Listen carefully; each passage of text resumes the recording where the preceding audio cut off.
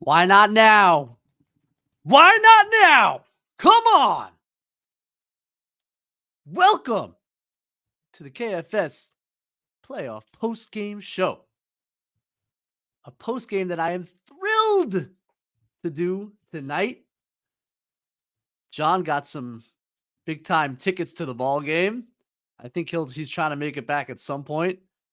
But in the meantime, I have the privilege and the honor to follow up, let's face it, maybe sadly, one of the great Knicks playoff performances that I can remember. I was born in 1992, for those who don't know. I barely remember the 99 Knicks. So there haven't been many high-stakes playoff games for me to draw back on. That performance that we just saw ranks maybe all the way up there. Maybe all the way up there. Maybe right at the top. The amount of things that I heard over the course of 2 days after a blowout performance that was so easily explainable. Short rest, injured star, and an injured star that is relied upon more heavily than any star in the league right now. Nobody has to carry the offensive load that Jalen Brunson has to carry night to night. Nobody. And he so clearly wasn't right. And if he's not right, they cannot score enough.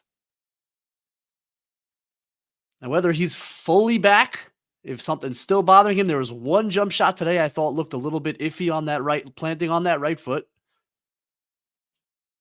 But the amount of talking I heard about Nesmith, and even about our own spacing, which we'll get to, which matters. But the idea that Jalen Brunson can't score with less than ideal spacing, when in fact, he's been doing just that this entire season. That Aaron Nesmith is some kind of answer. The amount of words I heard from the broadcast and from the talking heads and from analysts on the Twitter, the amount of stuff I heard when it was so blatantly obvious that the primary reason that they lost that game by 40 points was because they had no offensive engine to rely upon. And without that offensive engine, there is not much there.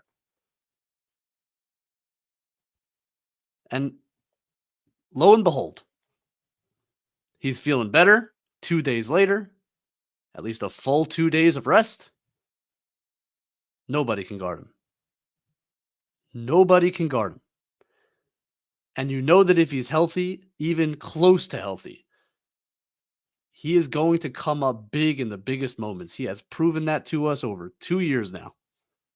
He will not back down. You cannot slow him down. You cannot stop him. There is no defense he has not seen. There is no defender he has not dealt with. So that's what I wanted to start with, because I had to deal with 2 days of nonsense. He's unguardable. And it wasn't even his best game. He had 44 on 36 shots, took a lot of shots. But the Pacers were trying all sorts of nonsense. They trapped at half court at times. Nesmith's the only guy that at least can contain once in a while. The second it's Nembhard, it's over. I've heard about McConnell from the broadcast. He bullies McConnell. If the Knicks have a healthy Jalen Brunson, they're going to score points. They scored plenty tonight. But that's just the tip of the iceberg. There's a lot to talk about. Because all that said, it wasn't Jalen Brunson who really set the tone of this game, because the dirty secret about this series so far is that Indiana has, for the most part, 3 out of 4 games been right there with the Knicks on the rebounding battle, or been ahead. 2 games they won in Indiana, they out-rebounded the Knicks. That's not something the Knicks can accept. That's not a way they can win games. We know how reliant they are upon the possession battle. We know they need to win the offensive glass. We know that's how they create extra possessions. That's how they create catch-and-shoot threes. It allows for some supporting offense to the Jalen Brunson show. It's the kickouts and it's the creation off of offensive rebounds. And Isaiah Hartenstein came into this game after apologizing to the fans for the performance in Game 4, by the way. And Isaiah Hartenstein said, there is not going to be one shot that goes up that is missed that I will not get a hand on. I think Isaiah Hartenstein channeled his best buddy, Mitchell Robinson, tonight and said, I'll rebound on behalf of the two of us. I think he finished with 12 offensive rebounds, 13 maybe. And that's not including the 2 or 3 where they got called for fouls trying to box him out. He was constant. He was relentless. Absolutely beasting from the opening tip, setting a tone saying Knicks basketball is back. This is how we play. This is how we win. That was, to me, the tone setting. That was, if I had to pick one thing that shifted this game from the outset, it was Isaiah Hartenstein's rebounding. You could feel it. Knicks were not going to get pushed around tonight. The biggest adjustment that was made from the outside was starting Deuce McBride. I'm man enough to admit it. I doubted it. Deuce has not looked good in this series on either end of the floor. Struggled to shoot it. TJ McConnell was absolutely destroying him night after night after night. And I understood the spacing concerns with Precious. I did a thread on it. You can see there's less space. However, I thought the Knicks got decent shots. I thought with a healthy Brunson, they could overcome it. I wanted to have a big body on Siakam. I doubted it. Later today, I was thinking, you know what? Man, maybe throwing Deuce full court on Halliburton, giving the Pacers a little taste of their own medicine with what they're doing to Brunson, maybe that was the right switch. But I wasn't positive. Shout out to my boy XJ, who was positive that this was the move. Others have said it as well. And obviously, Tom Thibodeau nailed it. Not only the part of the game that I was convinced by, because McBride pressuring Halliburton full court, denying him the ball on several possessions, therefore forcing Indiana to start their offense late. 13 on the clock, 12 on the clock. That is not how the Pacers want to play, because the more passes and rotations they can force upon you, the more open shots they generate. It's not like the Knicks where basically Jalen Brunson penetration can always create a shot. Like, they require rotations and passes, and they can put you in the blender. The Knicks have been in that blender for parts of this series. Certainly in Indiana they were. But if the blender takes about 20 seconds, right? And Deuce denying the ball full court on Halliburton and just bothering him because he had gotten so comfortable in the series with the coverages and the rotations of the Knicks. By Game 4, he was orchestrating. He was manipulating the floor. And the adjustment of having Deuce there changed the whole outlook. But it wasn't only that. Because, someone will break this down by the time I'm done here, and if not, I'll break it down tomorrow.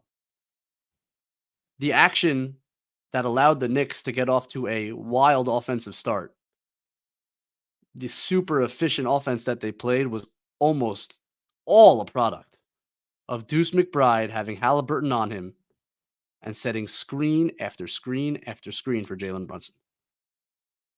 They spammed it over and over and over again, and the Pacers refused to switch it.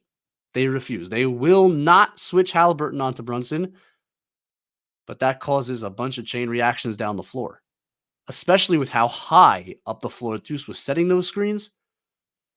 And whether it was Brunson then attacking around the corner as Halliburton tried to recover, whether it was Brunson splitting the two defenders as they tried to reattach themselves to their original matchup, whether it was Halliburton being late to get back to Deuce, Brunson hitting Deuce for 3.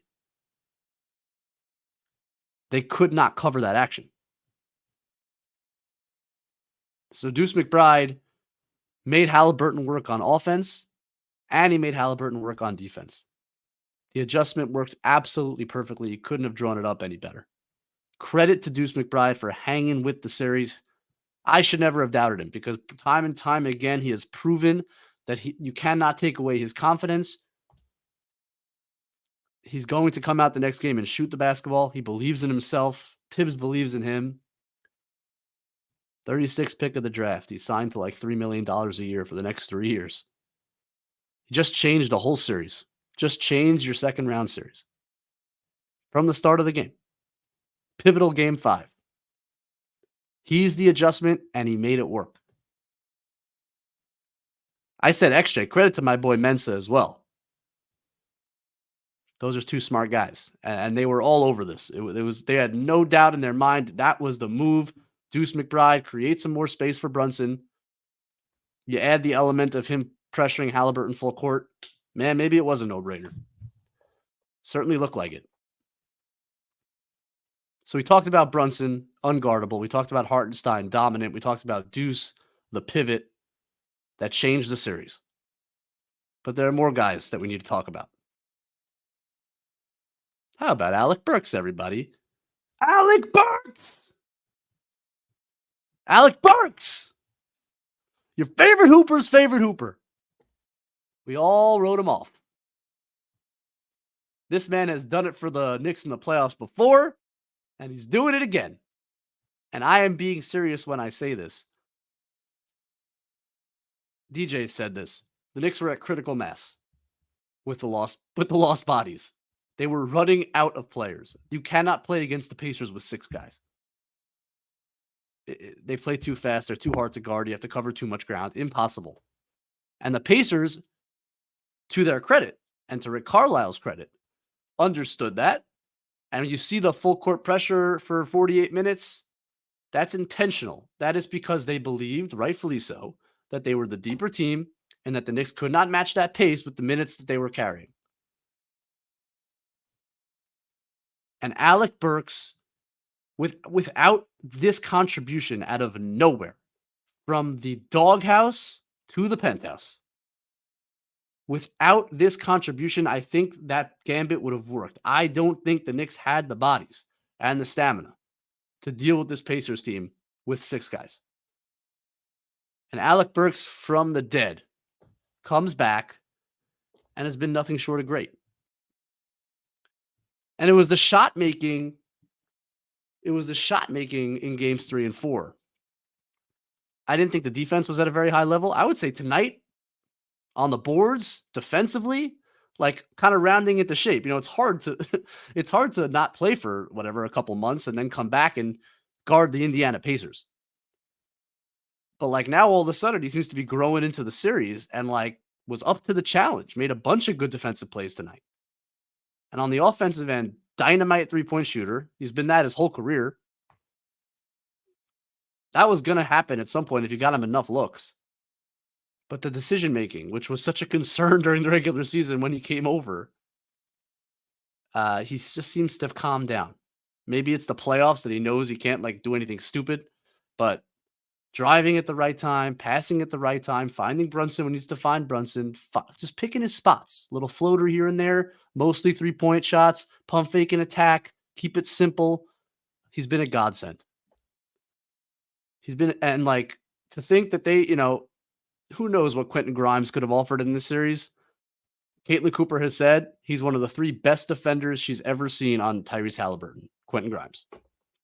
His ability to move laterally to, as Caitlin puts it, when Halliburton rejects, it's almost impossible. He rejects the screen, meaning he goes away from the screen. It's almost impossible to recover to beat him to that spot. Quentin Grimes could do it. He's one of the few guys. If he was healthy enough, he might have contributed to this series. You lost Bogdanovich. You felt like, damn, we got nothing out of this trade.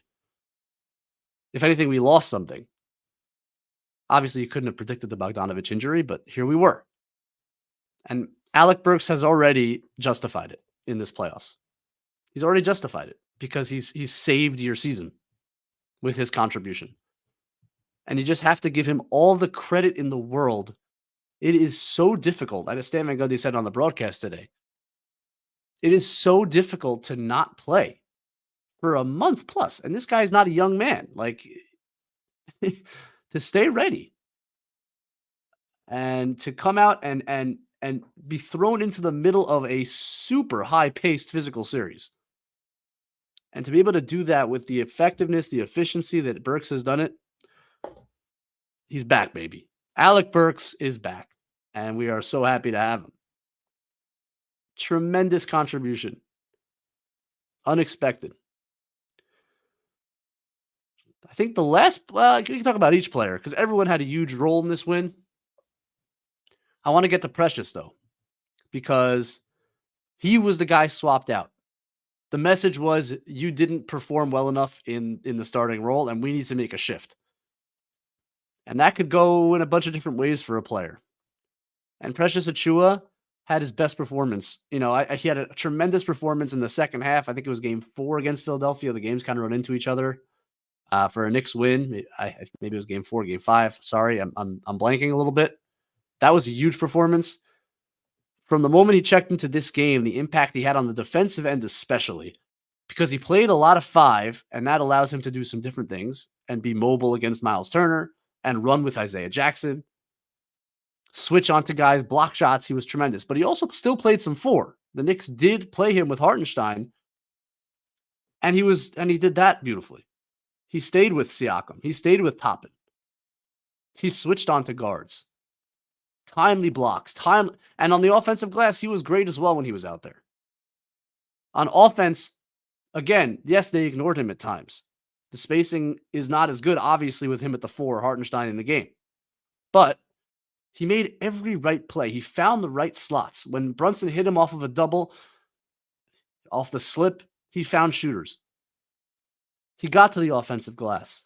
He made the right cuts. He made the right passes. Just he was so in control in this ball game from the moment he checked in.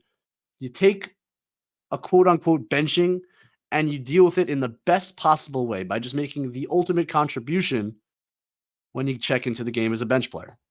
He was a spark plug. He was an energy boost. He was fresh legs. I mean, how good have McConnell and Toppin been in this series? Almost in every single game, they have taken over the game when they've checked in. And you had Burks and Precious as the guys off the bench for the Knicks, and they mostly held them down. For the first time all series, it felt like those guys could not get going. A couple of plays here and there. They're good ball players. They're really good offensive players. For the most part, held in check. So this was the right formula. The energy guys off the bench, they gave you the right energy. They combated that bench mob, that way that Indiana comes in waves in transition. And overall, it's just funny how different the Pacers look when you're scoring and when you're not. Right? The key for your defense is your offense. It's such a misunderstood part of basketball. It's like, what happened to the Knicks defense? Well, they couldn't score. And if you don't score and you don't offensive rebound and you have 2 guys under the basket and Tyrese Halliburton's running with Obi Toppin and Aaron Nesmith flanking him, you're not going to stop that team. But if they're taking it out of the net and you're getting to the free throw line, and when you're missing, you're getting offensive rebounds. And when you're getting offensive rebounds, they have to commit more guys to the boards, which means they're not getting out in transition as much. It changes everything. And the Knicks, because of all the reasons we've discussed, increased spacing, Jalen getting healthy, Deuce McBride setting those screens, getting Halliburton into actions. They just, and every time the Pacers trapped, they don't want to do it, the Pacers, because they know they don't really have the length to contend on the back line when you trap. And they know that even if they get to the rotations and they force a tough contested shot, if they're trapping all the way up court, they do not have the bodies to get defensive rebounds. They don't want to do it. And every time they did it, the Knicks right away hit the slip pass, made a pass out, got an open shot, open 3, open cut. They're so well versed. They're so well trained to deal with that trap that it's not really an option for the Pacers. That allows Jalen Brunson to now play one-on-one. The offense clicked. The ball went in the hoop. The Pacers had to take it out of the net. Their offense is not nearly as potent when they have to take the ball out of the net. And it's just amazing. It's a 70-point swing or something between 2 games. Basketball can be funny that way. Home court, obviously, matters. And when you go on runs, and the crowd is behind you, it can get out of hand. We saw that on both ends. We saw it in Indiana. We saw it here in New York. The beauty is the Knicks have at least, well, they might not have any more home games, but they get to decide this series one way or another. Worst case, at home. And they have not lost at home in this series.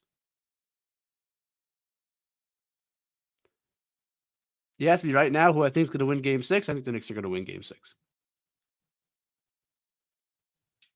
I think they found a lot of solutions in this game. I think Jalen Brunson now gets 3 days off. Huge advantage for New York. I don't think OG Anunoby's going to play. That would be amazing. I just doubt it. Maybe they'd push him if it got to a Game 7. But if Jalen Brunson can get even more healthy or stay as healthy as he is right now, 3 days rest, the minutes the Knicks have to play, they get to just rest up. They found a lot of solutions tonight. I don't expect the Knicks to win by 30 or 20 in Indiana. I expect the Pacers to play better. They also will adjust. Rick Carlisle is a great coach. Rick Carlisle has won a championship. We've seen the adjustments he's made throughout the series. So I would expect a punch back. I would expect them to go on real runs in that game. Game 6, but I just think the Knicks have found some solutions here. And a healthy Jalen Brunson it's not an adjustment, but it's the best adjustment you can have to try to close out a series and get to your first conference finals in 25 years. You got 2 chances to do it. You got 2 chances to do it. What a massive, massive win. Finally, because I'm going to pass by Hart and DiVincenzo. To be clear, I'm not really going to pass them by. I'm going to talk about them very briefly. Josh Hart did not require a ton of help to guard Pascal Siakam. That allowed the Knicks to play small. That allowed Deuce McBride to enter the starting lineup. It's not that Siakam didn't score. It's not that Siakam didn't get some buckets over the top. But Josh Hart, for the most part, did a really good job. And it didn't allow Siakam to become an additional pressure point that broke down your defense, forced help, and then allows three-point shooters to come open. Huge part of this game, an essential part of the adjustment. The adjustment was huge, made a huge difference, but it only works if everybody gets in line and can deal with the effects of the adjustment. One of the effects of the adjustment was that Hart has to guard a power forward who's 6'9" and an excellent scorer. Josh Hart is 6'4". And he crushed it. His turnovers drove me nuts, especially in the first half. He's got to chill. He's got to shoot open threes. He was a little hesitant tonight at times early. But at the end of the day, he made just tremendous play after play. Transition buckets. The offensive rebound off the 3 that he missed. That he crashed and got somehow finished a lefty layup as Nesmith was holding the ball. What a play that was. Josh Hart was tremendous. And he's been tremendous this whole playoffs. I said I wasn't going to talk about him, but I can't help myself. He's worth it. He deserves it. He deserves our praise because he has been masterful. And DiVincenzo didn't shoot the ball well, but man, was he good defensively. Deflections, disruptions, the block shots. One on Siakam that was crazy. The offensive rebound, put back dunk. Like, he made a bunch of huge plays, provided a lot of fire and energy, obviously got in a couple confrontations, running through screens at full speed, playing DiVincenzo ball. So, like, it's funny. They lost the 35-point explosion from DiVincenzo. They won the game where he shot terribly, but he's given you other things on the floor. Still a huge contribution. I thought the fact that they had him off, again, we've talked about this a million times. DiVincenzo, he's not a great on-ball defender. He did a great job on Tyrese Maxey late in that series. At times, he can do it. But getting him off the primary ball handler, which another effect of the adjustment, is that DiVincenzo's now guarding Nembhard, who's the Pacers' worst shooter in the starting lineup, and it allows him to be disruptive. It allows him to play off ball, to jump passing lanes, to jump DHOs, to get his hand on the ball. And you saw it. I mean, like, he can be such a nuisance when he's playing that role. So again, another effect of the starting lineup shift. DiVincenzo makes an impact on the defensive end. So I think we talked about everybody, every player, except for, well, he's not a player, but except for Tom Thibodeau. It's a masterclass. It's a masterclass. And a guy, I've criticized him for this, and I would consider myself a quasi-defender of Tom Thibodeau amongst the fan base. I've criticized him for being slow to adjust in playoff series, for being stubborn. And for him to do all of the following things in this one game. A huge starting lineup shift that goes against his instinct to stay large, to stay big, to match up power forward to power forward, right? Like that goes against what he's about. And he did it because he understood the spacing concerns. He understood the defensive side to be faster collectively, to make rotations. When you have more speed on the floor, you can make more rotations. And they need to against the Pacers. So that was obviously, that's the starting point, a huge adjustment. He's brought Alec Burks back into the fold, made an instant impact. I thought there was a clear, concerted effort from the tip. We're going to bombard the Indiana Pacers with screens. This came from the bench. In the backcourt, we're going to have screens. In the front court, we're going to have screens. We're going to have stagger screens. We're going to screen with different guys. If you're going to pressure Jalen Brunson full court, you're going to pay for it. You're going to run into some elbows. Screen after screen after screen. Huge adjustment by Tibbs, executed by the players. Enough is enough. Watching Jalen Brunson dribble all the way up court with a guy in his shorts. No more. He's got to punish those players. You got to make them go. You got to make them hit the floor sometimes. Not dirty, but just setting solid screens with big dudes, big strong dudes to free him up. Made a big difference. That was a smart adjustment. There were a couple of times in the game, if you were paying attention, you saw it right before an inbounds play, specifically when the Pacers like to run through Siakam. All of a sudden, Tibbs flipped the matchup. Josh Hart came off Siakam and guarded either Turner or Obi, depending on who was out there. Isaiah Hartenstein came out to guard the Siakam isolation. That's preparedness. That's understanding what Indiana wants to do out of an inbounds play and taking it away or doing your best to take it away before they can execute. That's preparation. But now it's beyond the preparation. He's making in-game adjustments. You just love to see that. So, to the extent you felt, and I at times have felt, that Tibbs puts one of the best floor raisers that has ever coached. He is going to win you games. He is going to eke out every advantage in the regular season. But in the playoffs, is he a ceiling raiser? Can he make the adjustments in-game, between games? That's been a question throughout his career. I think it's a fair question. He has made tremendous adjustments now in 2 straight series. Against Philly, taking OG off the ball. That was like a huge adjustment that he made. The different ways he's setting up screens for Brunson. Like you could just see, he's really thinking this stuff out. So, masterclass from him. Masterclass from Tibbs. The guys, each and every single player tonight was tremendous in their own way. Contributed. Like even DiVincenzo, I said, had the worst game of Knicks tonight. I thought made a massive impact on the game. It's a celebration. It's a celebration of a great performance that puts you 1 win away from the freaking conference finals for the first time in 25 years, a quarter century. Pretty wild, wild stuff. I am sure we have a lot of people who want to ask questions, make their comments. I can't wait to get to it. I know hopefully Macri will be back soon enough. He'll get to a bunch of the questions.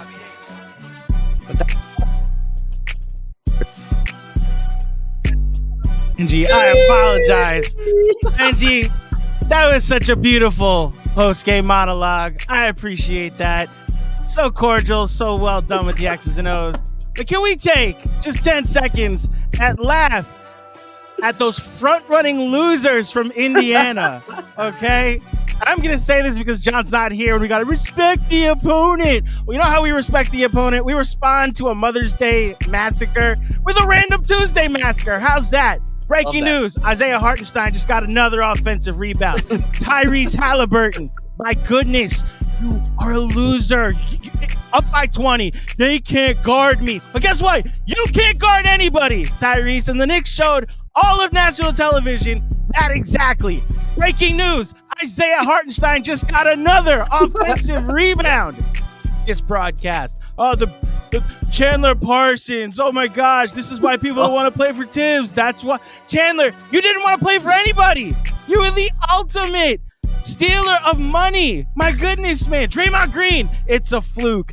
Listen, I know you probably had a comfy seat on Steph Curry's coattails, but my goodness, know where your bread is buttered. What about his comfy seat on Inside the NBA? Exactly. Looks very comfy over there. It looks very comfy in his soon-to-be post-career, where he's going to get to talk about all his rings that Steph Curry gave him. Breaking news! Isaiah Hartenstein just got another offensive rebound. And there's one shout-out that I may have missed, but I may have been getting ready for this. Madison Square Garden. The greatest arena in all of professional sports. You came to play tonight. You understood the assignment. This garden needed you. This team needed you. MSG, Knicks fans, you were needed tonight, and you were outstanding. So bravo to Knicks fans for knowing exactly what to do. And Dickie Carlisle, you could cut all these plays up if you'd like to, and send them to the league. So that way they can look at how bad your basketball team is. Oh man, okay. I swear, if I see Indiana Pacers Twitter accounts, analysts who cover the team, if I see a referee mention, I will lose it. Jalen Brunson shot five free throws tonight. 5. Scored 44 points on 5 free throw attempts. You know I've been feistier than usual this series with this stuff. I've been very feisty for me. The amount of whining, and Nesmith has been better than the other defenders. Nesmith was allowed to be extremely physical tonight. There were certain plays where I was shocked they didn't call a foul on a grab or a hold or a bump, and it didn't make one freaking crap of difference. Not at all. Not at all. No. Oh, by the way, breaking news. Isaiah Hartenstein just got another offensive rebound. You losers. We went small ball and still out-rebounded you on the glass 20-5 on the offensive end. They not like us, Benji. The total I looked up in the second quarter. The Knicks had 23 rebounds and the Pacers had 7. We had more offensive rebounds than their entire team did. 53-29 on the board. Get them up out of here. They not like us. Okay. And by the way, we're gonna make this a full celebration. What up, Kev? How you doing? What up, producer Kevin on the ones and twos tonight? And shout out to cab drivers in New York City. Jonathan Macri is here, ladies and gentlemen. John, before I go, breaking news. This just came out from NBA.com. Isaiah Hartenstein just got another offensive rebound. The only thing that would have made this sweeter is if Reggie Miller got to watch another Pacer loss. Send him to Game 6, ESPN. I know he doesn't work for you, but there's not going to be a TNT NBA anymore pretty soon. So he's going to be a free agent. Hire him now just so he can go to Game 6 and watch the elimination. They not like us, baby. Andrew, you don't want to read the KOC tweet? He deleted the tweet. Oh, did he? Did he actually delete it? I don't know if he wants anybody to read the KOC tweet. Well, John! Hi, guys. Benji. As soon as I walked in, first thing my wife said to me was, Benji is killing the postgame. Oh, that's nice. The least I could do. However, I'm going to be honest with you. I did not watch you on the cab ride home because I wanted to come in fresh with, I didn't want your thoughts to impact my impressions of the game. That's number one. Number two, did you do any of the segments yet or no? No segments. So we'll do the segments together. I'm going to save my larger thoughts about the game for when we get to the chats, because I know people have been incredibly patient. A couple of things before we start though. One, why does Andrew Claudio always put me in these positions where I want to come in and be the crazy, like, let's get excited, let's be all about this team, and he's out here calling a team a bunch of losers when we still have to Say win a game John. against. Say it with me, John. That loser, Tyrese Halliburton. You can't spell Halliburton without a gigantic L, 3 letters in. There you go. Still got to win one more game against this team. Boring. I know. Still got to win one more game against this team. It's not going to be easy in Indiana. Although I think they will put up a far better fight than either the Pacers did tonight or the Knicks did in game 4. John, can I ask you one question? Yes. Ask you one question, because this is something I couldn't speak to. Just before you get into all of it, what was it like in the Garden tonight? That's what I want to know. So here's the best part. Is when you see narratives getting eviscerated before your eyes, and you know you are watching narratives get eviscerated before your eyes with 19,000 other people who are as cognizant as you are over the fact that narratives which were dumb to begin with and were made to look, I mean, like, could we get like a line of people like holding up like an I'm sorry sign, or like, you know me, I'm not big on the whole apologies, but like it seemed like for a few days there, people were trying to scheme a way to get Rick Carlisle a retroactive Coach of the Year trophy for making this brilliant, just utterly brilliant. And I agree with you, by the way, like Nesmith is the best defender, has been the best defender on him in the series, but like what pool are we choosing from here? So to see that go up in smoke, and then it's like, man, and I've said it a few different times, a few different ways. Andrew Nembhard doesn't hit a 31-foot shot. The whole conversation over the last however many days is so different. And yet, because that shot goes in and they lose that game, and then they come out and they look like they did on Mother's Day, all of a sudden, everything the Knicks are doing is broken. Because no, you can't push your guys past a certain amount, and like we have to play more bad players, more minutes, and so on and so forth, and all of these people. And it's so funny, man. The people that come out of the woodwork, there's certain guys in the NBA, and yeah, I'm gonna vamp for give me 20 seconds here. There's certain figures in the NBA that when things are going good for them, there will be the people that will begrudgingly say the nice things because they know they don't have an out. They know they can't say anything other than the nice things. But the second they get an opportunity to jump in and shovel some dirt on that person, they will grab 2 shovels. They'll try to grab 4 shovels. They'll try to grab 2 shovels with their feet. And Tom Thibodeau is one of those guys. And you know it, and I know it, and it's part of why I fight the fight that I do for him.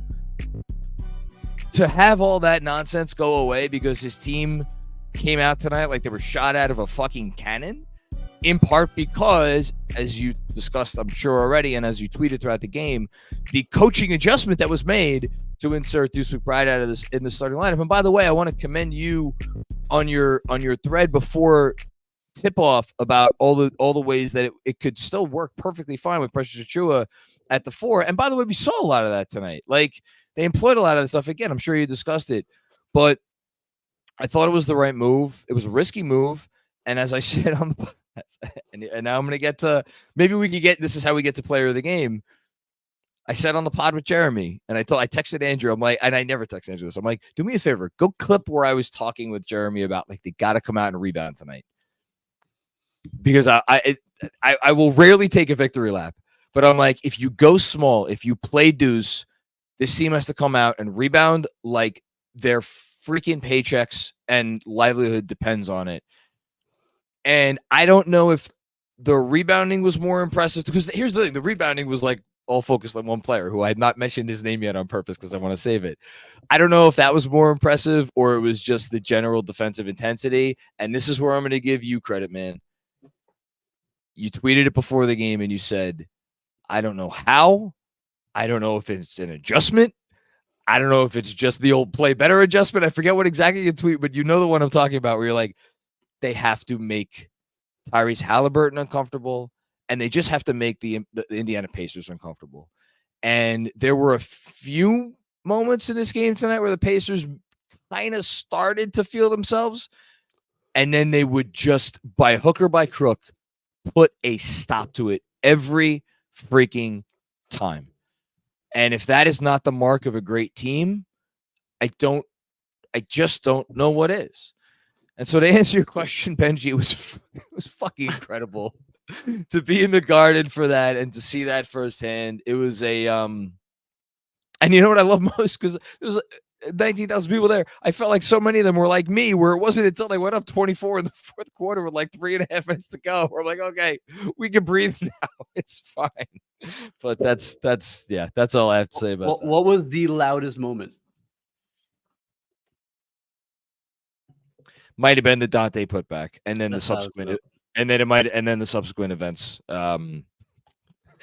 events, after that. Hart following his own miss was pretty good. Brunson putting Neesmith on his ass was pretty good. Yeah, I would put those all up there. And also, there was some here's what I wrote in my phone. Because I'm trying to take notes as best I could. I wrote, holy shit sequence, which led up to 65-47 at the end of the first half. There were how many of those sequences where it was a make, followed by a defensive play, followed by another make. And then, oh my God, I haven't even mentioned there's half a dozen candidates for play of the game. So Burks' three, when it got down to 12, the corner three, and credit New York Basketball's Twitter account tweeted that out shortly after he made that. And that was after the 3 Turner threes, right? And then maybe a couple other plays. I don't know if it was right after, but maybe a couple other plays in between. And then Burks makes a massive 3 out of kind of a nothing possession, gets kicked to him, and he just drills a corner 3. It was a nothing possession. But then the only other thing I'll say, because they needed to get the cushion to begin with, and the deuce 3 followed immediately by the Brunson 3 to put them up. Did that put them up 19 or 16? That was in the middle of the third quarter, because I think that was the first moment where everybody was like, "Holy shit, we got this tonight." Yep. You know, it's just so many amazing plays. You can't say enough about him, man. Is it? I said it, the biggest playoff performance from the Knicks since 1999. It's funny because I saw Carlisle the tweet afterwards say like his team, I forget what but he used the word embarrassed, and I'm like, man, I don't know. I thought I watched the Pacer team come out like they tried, I thought the effort was there. I thought they were doing what. I mean, you tell me, you're better at this stuff than I am, but I didn't feel like I was watching a team that deserved the old embarrassment label. I thought the Knicks did what the Knicks did to them more than the Pacers. Yeah, I mean, I think Carlisle is probably looking at what happened on the boards. Okay, that's fair. That's fair. That can't happen. Especially because you've shown the ability to at least hold it fairly even, if not even out-rebound the Knicks at times. You out-rebounded by 9 in the last game. I called it the dirty little secret of the series, is that Indiana was right there with New York on the boards throughout the series and even beat them at times. And the fact that you just got pummeled with the Knicks going small and you got pummeled, I think there should be some embarrassment to That's that. fair. Isaiah Hartenstein felt that embarrassment after game 4, and he said it. Can we start our segments? Because I've been holding it in. Okay, so you want to start segments. I thought you'd be much longer. So there's an order to things, John, unfortunately. Oh, excuse me. So before we get to the player of the game and all other segments, a quick word from our friends over at Foreplay. You know, John, Benji, the other day, John was talking to 2 girls who were telling him how into foreplay they were Were and how they? they wished that they had more single guys to do it with. Whoa, Benji. That's FOURPLAY. We're not trying to get anybody teed up on the pod. Okay. It's an app where single friends team up and double date other single friends. It's more fun, lower pressure, and a safer way to meet new people, which is exactly why single girls love it. John, would you like to tell us more? I just want to know why you're taking my job. I'm not. I thought you weren't going to be here, and I was planning to do that this entire time. So go ahead. Yes. Look, we know everything's better with a friend. Just ask Josh and Jalen, even if Brunson won't admit it. And with foreplay, you don't have to sacrifice bromance for romance because it's a chance to enjoy a night out with a buddy while meeting two new people in a more social environment without any expectations. And the icing on the cake, it's free. All right, it's game time. So head over to the App Store now and download Foreplay, FOURPLAY, and get ready for a little 2-on-2 pickup. Nobody got teed up there, Benji, did they? You two are solving the shidduch crisis one play at a time. I don't know if you understand that joke, but just let it go. I do. We have a live comment from someone watching. Let's go. By the way, happily married men here on the pod. Okay, you guys do the rest. He just got teed up on the pod. Yes, he did. I think my wife just teed me up from upstairs. I might need to be sent to the locker room known as the couch in the basement tonight. I don't know. We'll see. That's fantastic. Oh, I love my wife so much. But those two girls, man, we just can't keep talking to them. Stop. Player of the game. The next segment is the autograph player of the game presented by our friends at Autograph. Download the Autograph app and use code KFS when you do and get rewarded for your Knicks fandom. Pick something. Pick John's newsletter. Pick one of Benji's breakdowns on a thread. Pick a postgame pod or a regular pod or a pregame pod or a KFS X's and O's. Whatever you do, do it through the Autograph app. Earn coins and then earn big prizes. Shout out to our friends at Autograph. So, Benji, can we pick two different players for this? Please. So, there's a lot of heroes for tonight, and I'm looking forward to talking about them throughout when I get to the super chats. But there was one player who I'm sure you saw it. I retweeted it. I'm sure it's going around the internet. Who is doing things in the postseason that let me see some of the other names here. I don't know if you've ever heard of these guys. LeBron James, Michael Jordan, Allen Iverson, Bernard King, Hakeem Olajuwon, Shaquille O'Neal. Are those decent players? Decent players. So there's that guy doing stuff that only those guys have done. And then there's the guy who I want to give the autograph player of the game to. And when you asked me before what it was like to be in the Garden, the thing I was saving, and I was saving for it for right now, is to witness Isaiah Hartenstein do that in person. Was frankly one of the most inspiring things I've ever seen in my life. He, not since King Kong, stomped all over Manhattan Island, in 1933, was there a performance of utter dominance by a big man. It was the Pacers were it's like they weren't even there. They were there. I saw them. There were 5 uniforms on the court at any given time. But what Isaiah Hartenstein did to them tonight was and here's the other part. What did he end up with? 17 or 18 rebounds. There were another, I lost count. It should have been over 20 rebounds because how many times did a Pacer get called for a foul because they had to foul him to prevent him from getting a rebound? Yep. So said it in the intro, 100%. By all rights, it should have been a 20 rebound performance. 13 minutes in the first half. He had 7 and 13 minutes. I've never seen anything like that in person. It's like chicks dig the long ball. We all love scoring, everybody loves scoring because everybody scores in the NBA today because it's the best offensive era since Wilt was putting up 50 a game.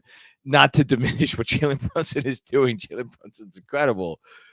But what Isaiah Hartenstein brings to the table, man, just the level of physicality on both ends all night long, defensive and offensive boards. I don't know that I could properly describe what it was like to witness that. Would have been my pick, but I will go with the second pick, and it's not going to be Jalen Brunson because I'll tell you what. Wow. I'll tell you what. Okay. I mean, I've already had the opportunity to wax poetic about a bunch of these guys. Okay. But do I think that Jalen Brunson having 44 on 35 shots is like the best Jalen Brunson game? No. He missed some shots that I actually kind of expect him to make, a bunch of floaters on Nesmith around the paint. Kind of cold in the second half, right? Cold-ish, right? Yeah, the defense actually carried them for a stretch there where neither team could score for a while, which was fine if you're up by 18, 20 points, but that's kind of how it felt. Absolutely. 100%. And look, he's obviously he's the engine, and like there's no offense without him. We saw that in game 4. But in terms of like a performance that blew me away, like beyond my expectations, because Jalen Brunson, it's crazy, but I expect that. I expect what he did when he's healthy. Yep. The answer to me is Deuce McBride. Oh my God.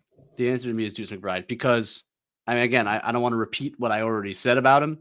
So I'm going to like take a slightly different angle. Sure. Which is it's not just like it's the fact that he presumably the main reason they made this switch was to create some space on the offensive end. Like that was the main idea. But the idea that he made such an immense impact on both ends, like changed the game on both ends of the floor. That is so hard to do for a bench player like that coming into a starting lineup. He changed the defense by denying Halliburton full court, pressuring him constantly. It's a better matchup for him than freaking TJ McConnell. Thank God I didn't have to see him much on TJ McConnell tonight. He really took Halliburton out of his game and took the Pacers, therefore, out of their offense. He gets a ton of credit for that. And then on the offense, I just expected him to give more spacing by standing in the corner. He was the main action. It was him screening for Brunson throughout the game, spammed over and over and over again that Tyrese Halliburton could not guard. They will not switch it. And they cannot navigate it quickly enough when you have a shooter of Deuce's caliber and a player of Jalen's caliber combined. Like, I couldn't believe that he entered the starting lineup and became the focal point of the Knicks' actions. I did not expect. Can you remember another time where they've done that many guard-to-guard screens in a game? I would be surprised if it's ever been this much. They certainly spammed it at times against Miami. They do it against every team in the playoffs. Like Brunson will search out a matchup, but this relentlessly on a single guy, I think that might have been the most I've seen and the most consistently I've seen it. And I thought at some point they were gonna tap out and put him on Josh Hart and like ask it because at least Hart's not gonna pull a 3 off of it, so it creates a little less pressure. Now we've seen Josh Hart do a bunch of other things off of that catch. If you can hit him the slip and he gets downhill, all things that Josh Hart can do. Absolutely. But the added pressure of Deuce catching and shooting a 3, which he did twice in this game, he made a 3 off of that trap. That is such crazy pressure on a defense when you will not switch it. And they would not switch it, and they never switched Halliburton's matchup. And so it just became the action of the game. And I just never expected that. Like, I understood the switch. I wasn't like, again, I gave credit to Mensa and XJ who were like, this is the move 100%. And they were right. I was a little more hesitant on it. I thought there were trade-offs. The way Deuce has been playing, I was like, the guy just knocked it out of the park in every which way. I could not be more impressed with the way this guy, this 36 pick, getting paid $3 million a year, just changed the series and gave the Knicks a chance to win one game to get to an Eastern Conference Finals. That is crazy. It sounds a little crazy to say it, but when you consider Julius, when you consider Mitch, when you consider OG, he is at best if they're fully healthy, which I know is like a concept that's like comical at this point, but like in a theoretically fully healthy version of this team, he is there. Is he their 8th man? Right? Well, Hart's on the bench. Hart's on the bench, and Mitch Mitch is on the bench. I mean, Bogdanovich. I mean, he's but like you would think maybe eighth or ninth. How many teams in the NBA have an eighth or ninth man that is coming in and changing the complete and total complexion of the series? That's a testament. I mean, it's a testament to Deuce. It's a testament to, I know it seemed like obvious move to a lot of people, but testament to the coach for doing it. Yes. And most of all, to the front office for getting this guy and locking him up. And I mean, it's just. And they don't win the Philly series without him. He was great that whole series. One game, one assist. I mean, if there's something to be embarrassed about, if you're Philly and if you're Indiana, it's that this is a shell of the team that you should be playing. Oh my God. And that's like besides the point. Now, again, Indiana has 2 games to win the series. I'm not going to talk about being embarrassed in the series yet. I'm just saying if they lose it and you want to talk to some embarrassment, that's where it exists. And to the Knicks' credit, the depth, the personnel moves that they made have put them in a position where with the amount of injuries and the degree of injuries they've had, they're still chugging along here in a playoff run. It's remarkable.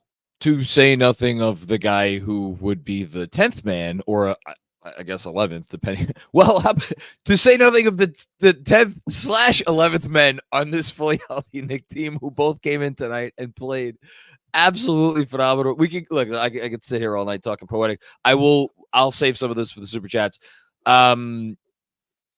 Andrew, when are we letting Benji go? So we're letting him go in a minute. I'm just going to add another candidate. We have a poll running in the KFS live chat at the moment. Who is the autograph player of the game not named Jalen Brunson, as well as our code for autograph. If you'd like to sign up using code KFS. Alec Burks, Isaiah Hartenstein, Deuce McBride. I'll just add a third candidate because you called Deuce McBride a 9th man. Alec Burks, to me, hit the biggest shot of the game. That 3 you mentioned when they were up 12. And it looked like the tide might be turning. We may be getting some momentum. I think if Indiana gets this thing under 10, it gets a little tight in the shorts. And Alec Burks 5 threes tonight on a night DiVincenzo went 0 for 6 from 3. He was huge. And look, we were making this point on the playback tonight. If you're telling me that they swapped out Mitch and Bogdanovich for Achiuwa and Burks, I'm not 100% sure the trade-off is that significant a drop-off. And you add not getting ahead of myself. Like John, I promise I'm not getting ahead of myself. Let's say they get an OG Anunoby back for a future playoff series. Now suddenly you're back to 8 guys. Yep. Well, yep. It's actually a very big development that Alec Burks is a playable basketball player again. I just want to, I know we're all over the place. I have to shout out, if we're talking about biggest shots, biggest moments, biggest swing moments of the game. It was early after the Pacers got out to the 9-1 start of the third quarter with the 3 Turner threes, and things got real dicey real fast. Hart and DiVincenzo made a defensive play. I forget what the hell it was, but it was with 9:21 left in the third quarter. And then he fouled that up on the immediate next possession with I think it was a floater. And it put them up. It went from a 7-point lead to a 9-point lead. It was a little thing. I'm pretty sure the Pacers even came back and maybe scored a field or maybe got a free throw in the next one. And then, of course, the Knicks came back. And guess what happened? Isaiah Hartenstein offensive rebound that led to points. But, like, that two-way sequence from Dante there, like, I know Dante didn't have a great stats game. And, like, you probably put him, like, lowest out of all of the guys in terms of the effectiveness of the game. Man, and again, that's, you want to talk Tom Thibodeau, man, you don't got to shoot well to play well. Is there a better example of you don't got to shoot well to play well game than what Dante DiVincenzo offered them tonight? 100%. I mean, and I'll say one more thing about Burks too, because the threes he made huge, and you made the point about Bogdanovich. And something I talked about also before this game was take a little bit of pressure off of Brunson handling the basketball. Yes. And you saw Deuce bring it up a bunch of times. You saw Hart bring it up a bunch of times. And you saw Alec Burks bring it up a bunch of times. What Burks gives you is another ball handler. Now, he's not the shortest-handed ball handler ever, and you don't want him running a ton of pick and rolls. We know point guard Burks is a scary, scary thing. But just that extra ball handler to take a little pressure off, bring the ball up at times, run a second side pick and roll, get to his floater game, draw fouls. We saw that tonight too. Like, how huge is that? And like, it's a reminder, like, oh, this is why they wanted this guy back, because he can do a bunch of these things that really help this team that doesn't have a backup point guard, that needs a little ball handling, that is asking Jalen Brunson to do absolutely everything. And just like, man, how big is it to have him just adding that element as well? I wanted to shout that out. And this will lead me to the last thing I want to just throw at you before I let you go. I thought, Alec Burks was playing in Alec Burks' world to a comical degree for the better part of 3 months. So it's like we had nowhere to go but up. But I thought he, along with everybody else, how many times did they just make the next pass, kick, move, relocate, like screen, everything. And the connectivity that they had, I don't know who was better, the connectivity that they had on the offensive end or the connectivity that they had on the defensive end tonight. That to me, in terms of the team-wide story, that's like, I can't say how many. There were at least 4 times today where I said to the person next to me, I was like, "Did you see Alec Burks was there with the switch on time?" You know, and it was maybe it's because I was surprised to see him doing it because he's right, but he was always there, and that was across the board. Everybody was there on time. No, you nailed it. Something I spoke about also in the opening was as much as he made some shots and made some offensive plays in games 3 and 4, definitely didn't feel like he was up to the task and the pace defensively yet. And that's fair because he hasn't played. And like you're throwing him into not only a playoff game, but a playoff game against the fastest paced team, the team that puts you in the blender more than any other team in the league. Yep. They are a tremendous ball movement team. And tonight, I felt like he grew into the series a bit. To your point, was on time on switches, actually guarded the ball, rebounded. I don't know how many he ended up with, maybe 4. But some rebounds. Yeah, he was 5. There you go. He had 5 boards. I mean, he just contributed across the board. Like Alec Burks is back. Your favorite Hooper's favorite Hooper. We were noting too on the playback, Benji, like legitimately good help defense throughout the night too. Yes. Yeah. He was in it. I think we're at an hour, so thank you, Benji, as always, for your outstanding job on the monologue. I loved it, and I appreciate you entertaining my nonsense as well when it arrived. We haven't even mentioned the actual reason the Knicks won tonight, and it's not just Tom Thibodeau, but it's that this photo now exists in our lives. We need to pay tribute. Shout out to John, who ghost wrote an article under the pseudonym Tim Cowan for ESPN. By the way, I had never heard of that guy. Have you guys heard of that guy? No, it's John. That's why. I hadn't, and I just have to say, if anybody's here watching this, listening to this on the podcast feed tomorrow, if you love Tibbs, if you hate Tibbs, if you're just like whatever, if you're a basketball fan, if you're someone who just likes reading good writing, go read this piece. Frankly, it's the best thing I could remember reading in a long time. So it's his piece on Tom Thibodeau. That's on ESPN.com. Not that they need our support, but go read the piece. Of course, it's the best thing you've read in a long time. You wrote it, so it's credit where credit is due, man. I loved it. I enjoyed it, man. Okay. Should your birthday just happened, and like I could just order the frame if you'd like to make that the new background. Like get rid of the MSG picture behind you and just have that be your background. If you want to put those wheels in motion and have that be so behind serious, I will put that. I will get that framed, and I'll drive it to Brooklyn tomorrow. Can it be the background only during foreplay ads?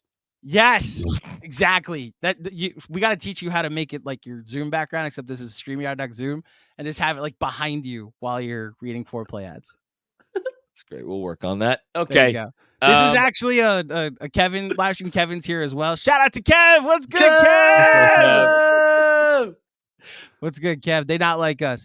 So Benji and I are going to take off. I'll be out here in the shadows if you need me, but this is a you and Kev the rest of the way. So thank you, everybody, for tuning into Benji's monologue. I guess this is more for the farewell to Benji part. Benji, any last words before you get out of here? Just enjoy. Go get him, Jonathan Macri. Have fun. Talk to you guys soon. Hell yeah. Benji Ritholtz. My goodness, are we lucky to have this guy. I appreciate the fact that I get to step into his shoes. I will try to do my best. It was quite a night. It was quite a night. So we got a couple more segments, and then we'll get to super chats. Yep. Have fun, everybody. They not like us. Adios. All right. So a couple more quick ones. Unified Healing, Road to Recovery. Of course, you could visit Unified Healing at unifiedhealing.com to learn more and find a center near you. I think we have an update since the last post game, which is that Mitchell Robinson got a minor procedure on his ankle. He will be reevaluated in 6 to 8 weeks. So there is that. Of more pertinence for immediate matters, OG Anunoby is doing light work on the court. That is good news. He's out of the pool. He's doing light work on the court.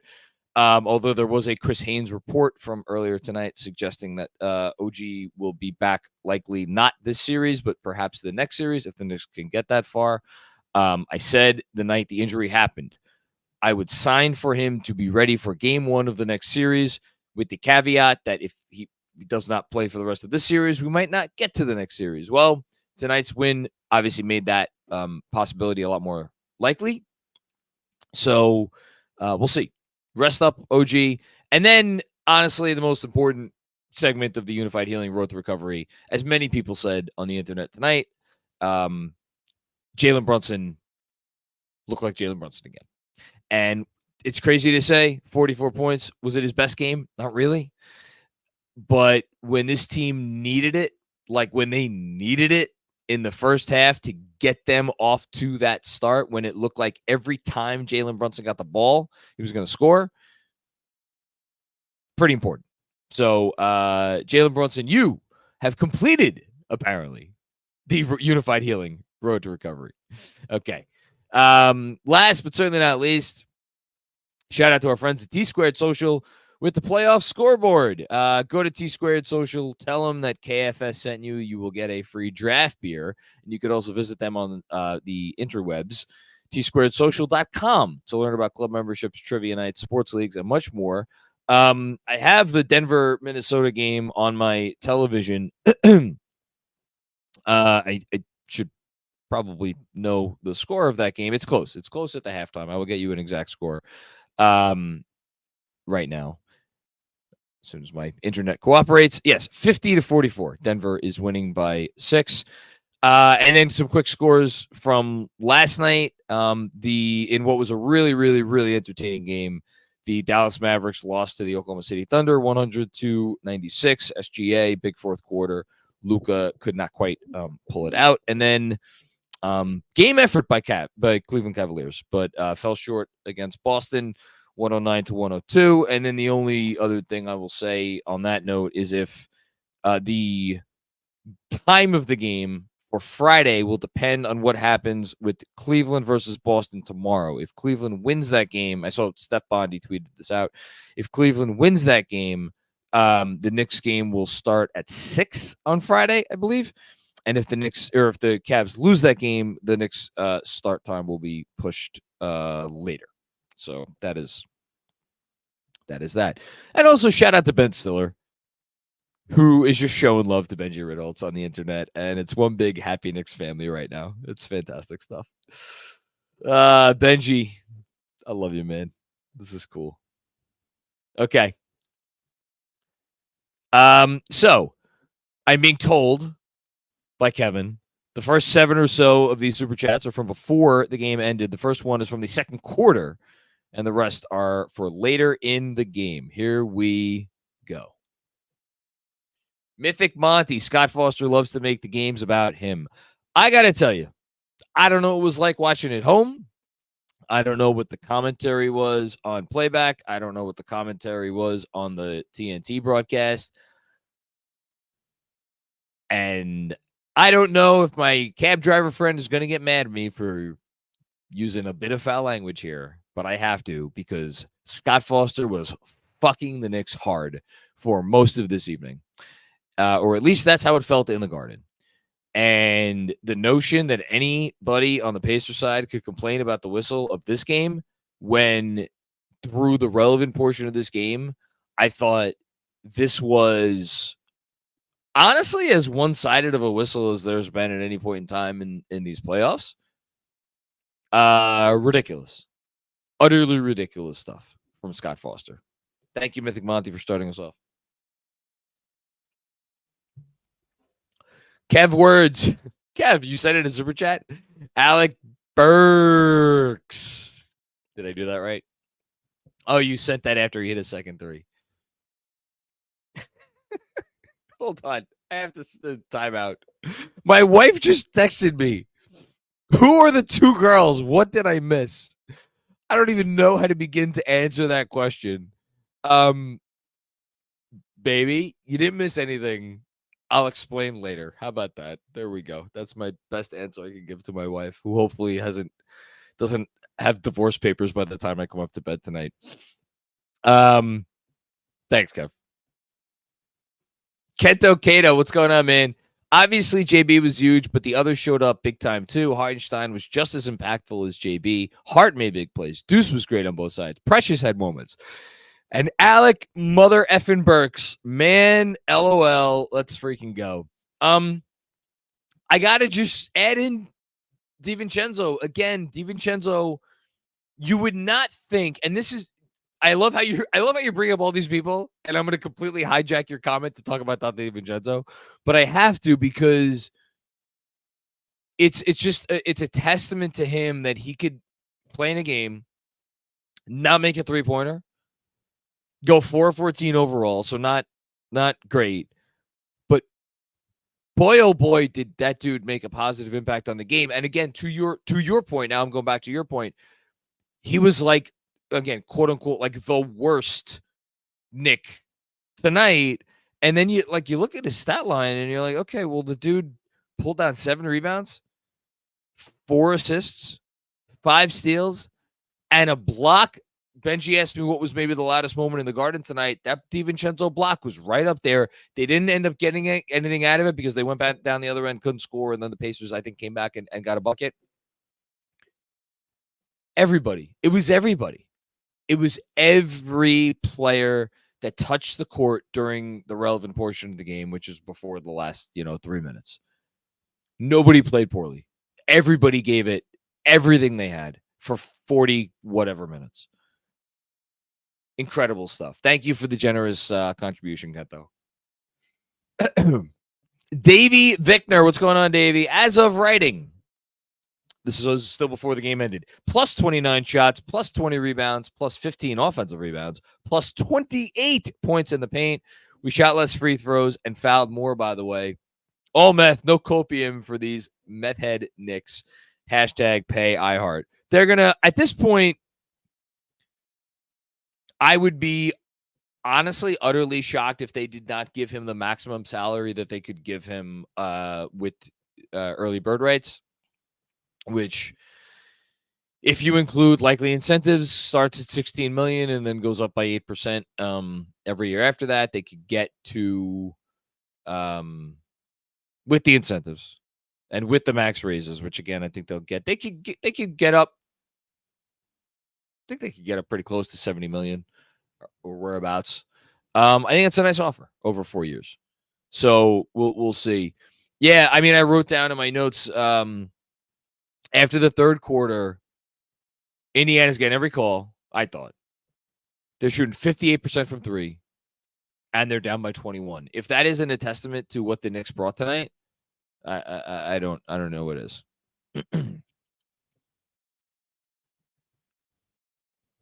Thanks, Davey. Robert W. Cross. Hello, sir. First time, long time. It's your boy, John. Jalen Brunson. Sure look good next to Deuce McBride.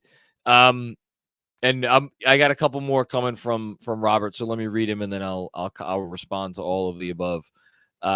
Yes, he did. First time, long time. It's your boy, John. Talk about accountability from iHeart. That is effort. That is culture. That is Knicks basketball. Going to get back to that one. And then last but not least, it's your boy, John, my good friend. We are 1 win away, 1 win from the Eastern Conference Finals. So I'll go backwards. It is not lost on me that the Knicks are 1 win away from the Eastern Conference Finals. I am purposefully going to avoid talking about that. In fact, I think that is probably the last time you will hear me say the words Eastern Conference Finals in this postgame, unless somebody puts them in the super chat. I think the stat is like 80-something% of teams that win game 5 in tied 7-game series like go on to win the series. I think that applies to all teams. I'm not sure if the percentage is better with teams that have home court advantage.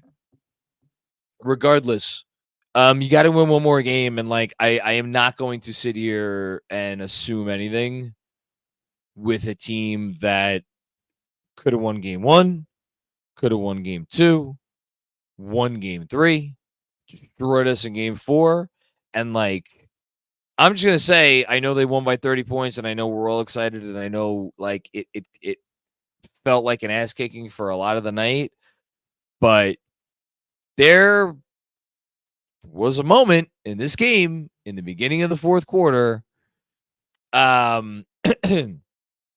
There was a moment in this game in the beginning of the fourth quarter where the Pacers got it down to, I think it was 12 or 13, maybe 12. And like the Knicks, I think that was maybe when the Burks 3 was. And like this was, 12. It was down to 12. And Burks hit that 3, 99-84. So like this team is a gifted offensive team that the Knicks did about as well as they could do tonight in terms of defending them. Now, what I will say, yes, they got it down to 12 points in the fourth quarter, but they did so hitting through that portion of the game 60-something% from deep. So, like, that's not happening again. It's not happening in New York. It's not happening in Indiana. It's not happening freaking anywhere. So, like, we're not there yet. Now, as for Isaiah Hartenstein accountability, this whole team is about accountability. It is the most important part to their culture. There is no Knick culture without accountability. It is, and if I'll go back to the article that I was talking about on Tibbs that got posted earlier today, which was just exceptional. He's maniacal, which we know. Obviously, he's maniacal. But why is he maniacal? What is it about him that is maniacal? He's maniacal about his preparation. And he's maniacal about making sure that his players are prepared. So let's go down that road for a second. If you have a coach that is willing to have sleepless night after sleepless night and essentially live in his office and demand the same, I'm sure, of his coaching staff, to get his team as prepared as possible, more prepared than any other team in the league. If you don't have accountability and your whole shtick is about we're going to out-prepare you, then nothing adds up. Because without accountability, preparation might as well go out the window. Because like, yeah, it's great to have a plan. Okay, great. We have a plan. Well, okay, what happens if somebody doesn't execute the plan? Well, if somebody doesn't execute the plan, then the plan goes to shit. Well, how are we going to make sure that everybody executes the plan? We're going to hold everybody accountable. We're going to hold each other accountable. So to me, preparation and accountability are I don't know if they're strange bedfellows, but they certainly go hand in hand. And so I know your comment was specifically about iHeart, and he made the comment he made after the game, and I get that. But just like nothing about that is surprising. That someone backed up their comment like I will be better, because like that is what is demanded. Like there's a level of expectation. And that's how the whole thing goes. And then as far as Brunson and Deuce McBride, I know you wouldn't mind seeing them as a starting backcourt long term. They were great tonight. Their numbers together have been great all season long. They make a lot of sense together. When you have a team, when the rest of the team can rebound like this, they make a lot of sense together. I'll say that. And it's a lineup that the Knicks will rely on moving forward for not just this postseason, but in years to come. So that's great. Oh, great. Andrew just told me we passed, we have 16,000 subscribers apparently now on the YouTube channel. So that's exciting. I know he's excited about that. Mark R, what's going on, Mark? Finally, a no stress win. My vote for stars of the game: 1 Hartenstein, 2 JB, 3 Alec freaking Burks. Can't believe they're one game away from the Eastern Conference Finals. I think that's where I'm at as well. Boy, did Josh Hart have an impact on this game. And it feels, and Precious, man. It's like there's a and Deuce, my God. Benji, Deuce was the player of the game. How are we not gonna have Deuce in the Stars? I don't know, man. It's gonna be one of my. I've said it so many times. This is gonna be one of my toughest decisions yet. I don't know. We'll see. Thanks, Mark. Haitian Ferg. I told you I wasn't worried at all. You were strong. You stayed strong. I appreciate you, man. I truly don't feel like Indiana has another gear. All the talk was about how tired we were. How'd that work out? Love our chances in game 6 with the rest. Love Tibbs. Adjustment. Let's go Knicks. I would be very, very, very surprised if the Knicks came out in game 6 with anything less than the sort of effort that they came tonight. Now, I think Indiana will be emboldened by their home crowd. I think that crowd will be crazy. I'm sure they will make adjustments. The difference is that the Pacers have yet to win a game in this series with Jalen Brunson looking like Jalen Brunson. That's the difference. And if Jalen Brunson is looking like Jalen Brunson, unless they have some magic adjustment that they have yet to pull out, which, maybe they do. Maybe they do. I'm sure they're going to throw something at him that maybe hasn't expected yet, or maybe Benji suggested, maybe they put Halliburton on Hart and see if that is a way to go. But if Brunson's Brunson, it feels like the Knicks are going to score. And like tonight, the Knicks put up 121 points, and they did so while shooting 34% from 3 and 46.5% overall. Like they got to the line 19 times. Like none of that stuff is crazy. Now, tell me they're not going to get 20 offensive rebounds again, or however many offensive rebounds they ended up with. That's fair, but maybe they'll have a better shooting game. Maybe Hart and DiVincenzo will hit a 3 like he didn't do tonight. I hope he's feeling okay, or he's healthy, because I don't know. He doesn't look like himself shooting wise, at least the last several games. I think it'll be a close game. Say that, and then we'll see what we got. And I thought we figured out some stuff on defense tonight. Danny Gardner, what's going on, Danny? I saw you send me a DM. I went to read it, and then I was like, I can't give this the attention it deserves right now, so I'll get back to you. Would be surprised if you saw my DM an hour before tip-off. Again, I saw it, but I didn't get a chance to respond. Long story short, I'm not shocked. Let's close these guys out. I'd love to close them out in 6. Not putting it past them to close it out in 6. I bet you. I wonder if Indiana's going to be favored in that game. That's going to be interesting. I don't know. We'll see. Thanks, Danny. Juanon, what's going on, Juanon?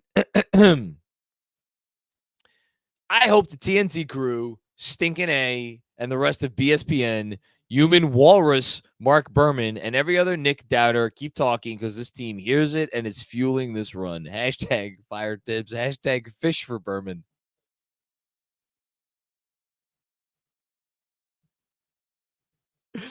What's like the that famous story with the walrus is like one of the main characters. It's like some very famous story. I'm not the best literary sort, for as much as I would like to pretend I'm a writer. But there's some famous thing with the famous story with a walrus in it, and playing the part of the walrus tonight, Mark Berman. Yeah, man, I want to shove it in everybody's face. And like,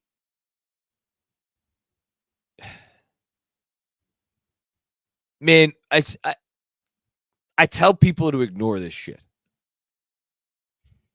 I tell people to ignore it. And yet, days like today and series like this, I feel like That's it. Thank you, Al. Oh, I should say who it is. Somebody just texted me. I will just say somebody. The Walrus and the Carpenter. That's what I was thinking of. The Walrus and the Carpenter. I'm not smart enough to remember that. I will just say thank you to the person that told me that. Something about this series has gotten under my skin with the commentary and like again, like man, I want to like go to Charles Barkley. Like, what do we ever do to you? Like, Draymond's an asshole. He has a podcast. He's trying to get people to listen to his podcast. I get that. You say inflammatory stuff. People are going to want to see what you say next, and they're going to tune into your podcast. And I guess I could say the same thing for Charles. But, like, I guess I had more respect for Charles than that. Whereas Charles, maybe I just wasn't paying close enough attention. But, like, I didn't feel like Charles would just say things to get people to tune into TNT. I think people tuned into TNT to hear what he has to say because they respect his opinion so much, because for as silly as he could be, and he's not always right, you get the sense that he is genuine. So, like, if he just genuinely thinks so little of the Knicks, I would like just really like to pick his brain about that. And like, what, like, why, dude? Like, I don't know. It just strikes me as genuinely odd. Maybe it's because I'm just looking at it through orange or blue colored glasses, but it's just strange to me. And it's not only like Charles and Draymond, like as you say, there's been a bunch of other people too. If this team makes it to the Eastern Conference Finals, it means never having to say you're sorry again, or never having to like, make excuses. Thanks, Juno. Robert W. Cross with another one. First time, long time. It's your boy John. One win away from this freaking party bus. From the KFS party bus inside T-Squared Social. I will be there. Let's go, Knicks. Yeah, we're going to. Can they get the bus on the roof of that building? Maybe they could get the bus on the roof of the building. I think that's it. That's what we're going to do. How about an Airbus? Airbuses are a thing. I know that's a thing. We could fly it to the top. You're a special man, Robert Cross. Thank you for your generosity, as always. True statement. What's going on? Stan Van Gundy, who I love. And I do not include Stan Van Gundy with everybody else because maybe I'm in the minority. I think Stan Van Gundy's awesome on commentary. And I think I think he was a good coach and he got shortchanged a lot, but that's neither here nor there. Anyway, Stan Van Gundy cooking the media, Vince Carter and Draymond for the criticism on Tibbs giving the players heavy minutes. I love to hear it. Go New York. Let's close this. I mean, if you're trying to get me to wax poetic even more about Tom Thibodeau, I mean, I could certainly give in. But I don't need to. I don't need to because Josh Hart did my work for me. And I was happy with the verbiage he used, where he said it was ignorant of people to pretend like they knew what happened what goes on behind closed doors in New York's locker room, And ignorance is the right word because ignorance is when somebody talks about something that they just don't have knowledge of and opines as if they do know. And that's what's been going on here. And like, again, this is what happens when you go from a media landscape where you are getting your opinions from like once upon a time, not once upon a time, 20 years ago, there was like, forget no social media, like there were no daytime talk shows based around sports. There was no like the only stuff that like filled the airwaves in terms of people having the occasional hot take about sports was on WFAN. And I don't mean that in New York. I mean that for like the whole country at one point in time. It was the only one that you had. And there's so many hours to fill on so many platforms now that you get people just saying things. And it's not that I think all of these folks, like the Chandler Parsons of the world and whatnot, are just saying things to get a rise out of people. I don't want to, even Draymond, I don't want to suggest that, but there was such a lack of accountability because there was no downside. So like we all heard about what Draymond said. I don't even know what you're talking about with Vince Carter. We heard what Chandler Parsons said. We've heard all of these things. And so the next time Chandler Parsons, or the next time some booker has a chance to get Chandler Parsons on their show, they're going to be like, oh yeah, well, Chandler Parsons will probably say something that'll make waves. Let's get him on. So it behooves these people because, again, there's no accountability. Speaking of accountability. And whatever, the Knicks could go on to, I'm not saying they will, but the Knicks could go on to win the championship this year. And nothing about what any of these people have said, it will be held against them. Not one word of any of this will be held against these people. They will not lose $1 from the next deal they try to, negotiate with their respective, media company or whatever. Accountability is gone. That's the age that we live in. And so people can just say what the hell they want. And it's unfortunate, but all right. I've yelled from my lawn chair for long enough, so let's move on. Thank you, True Statement. Rob DeLucema, what's going on, Rob? JM and our man Andrew, F Draymond Green, just wanted to say that to the KFS crew like forever. Again, I kind of did the Draymond rant just now. I never really had much love lost for Draymond, and I certainly don't now. So there you go.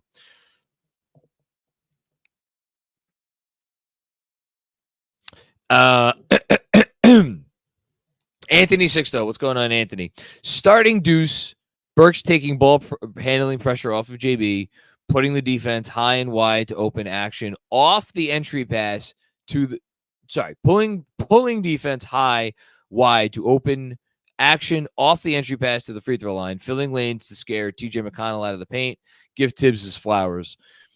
Yeah, I mean, it just felt like they were everywhere that they weren't over the first 4 games tonight on defense in particular.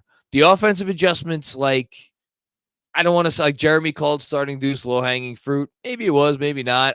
I there's a part of me that wonders how much Tibbs tossed and turned over starting McBride. He did it. Everybody taking ball handling pressure off Brunson. That was all of it. Their pressure, their ball pressure, and their ability to maintain that ball pressure while not leaking, while not having gaping holes form in the defense, was the most impressive thing I saw tonight. I cannot express enough after watching, and it's not only watching, when I went and rewatched it for the newsletter today, the first quarter and a half, first quarter, and then 3/4 of the second quarter. This team, you could count the amount of solid, not even good, solid, decent defensive possessions that they had in the first half of Sunday's game. You could count them on one hand. And tonight, you could count the number of defensive possessions that they had on one hand that were not at least at the median. That's effort, that's preparation, that's grit, it's toughness, it's all the things. And they did it tonight in droves.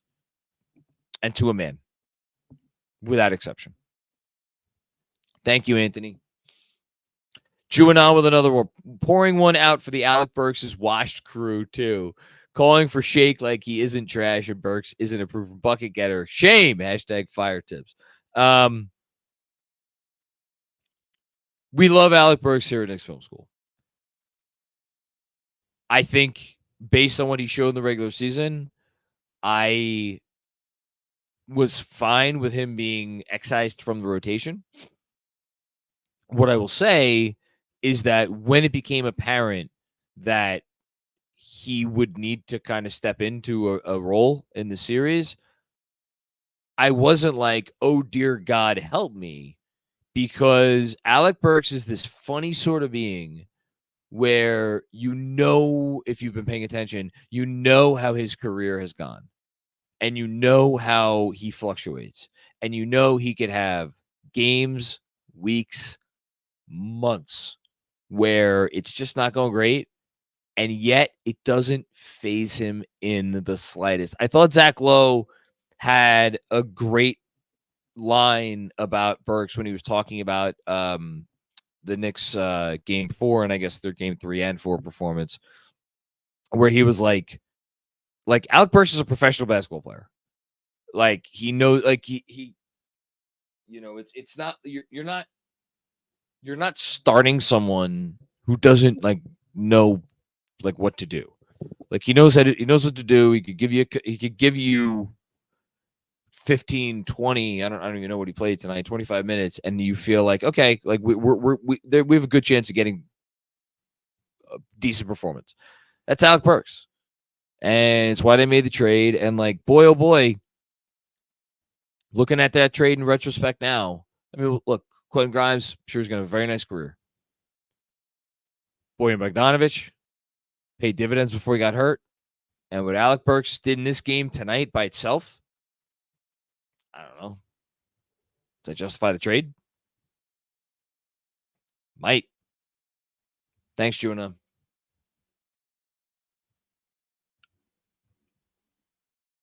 Keith, what's going on, Keith? I'm just so proud of this team and the fan base for providing that special energy. Arrested JB should scare anyone. Shouts to KFS. Oh my God, you know what just hit me? We have 2 days off before the next game. That's awesome. I need the 2 days. Forget the Knicks. I gotta tell you, man. You say shout out to the fan base for providing a special energy. I would like to personally shout out the fan base because it's funny. I was on the train in the way to the city for the game. My wife texted me. She's like, "You okay?" You don't look good. You don't sound good. You don't seem good. And I was just, it wasn't like games 3 and 4 that beat me down, but I was between games 3 and 4 and I was just so freaking exhausted. And then I got into the city. I got to shout out to Penn 6. Had a wonderful meal at Penn 6. A couple of great cocktails too. And just meeting Knicks fans at Penn 6 was so awesome. Shout out to everybody who came over and said hi tonight. Wish I could have gotten a chance to talk to more people. And then being at the Garden and just walking in there and seeing the energy. And it was funny. It's a late arriving crowd. 5-10 minutes before tip-off, you looked around and you're like, this place is kind of empty. And yet, by the time we got to pregame introductions, the place was packed. And I got to think the Knicks benefited a lot from that energy tonight. So, absolutely. Thanks, Keith. Hush Zoo, what's going on, Hush? What a damn response by everyone. I'm just so damn proud of what this team has given us. Everyone redeemed themselves, especially JB and iHeart. Let's freaking go, Knicks. I don't know if I would call it redemption because redemption implies that I know that you're not trying to make it like this, but redemption implies that you needed to redeem yourself, right? You did something that was, that was wrong. These guys have not done anything wrong. Hartenstein didn't have a great game 4. Jalen Brunson was playing on 1 foot and didn't have a great game 3 or 4.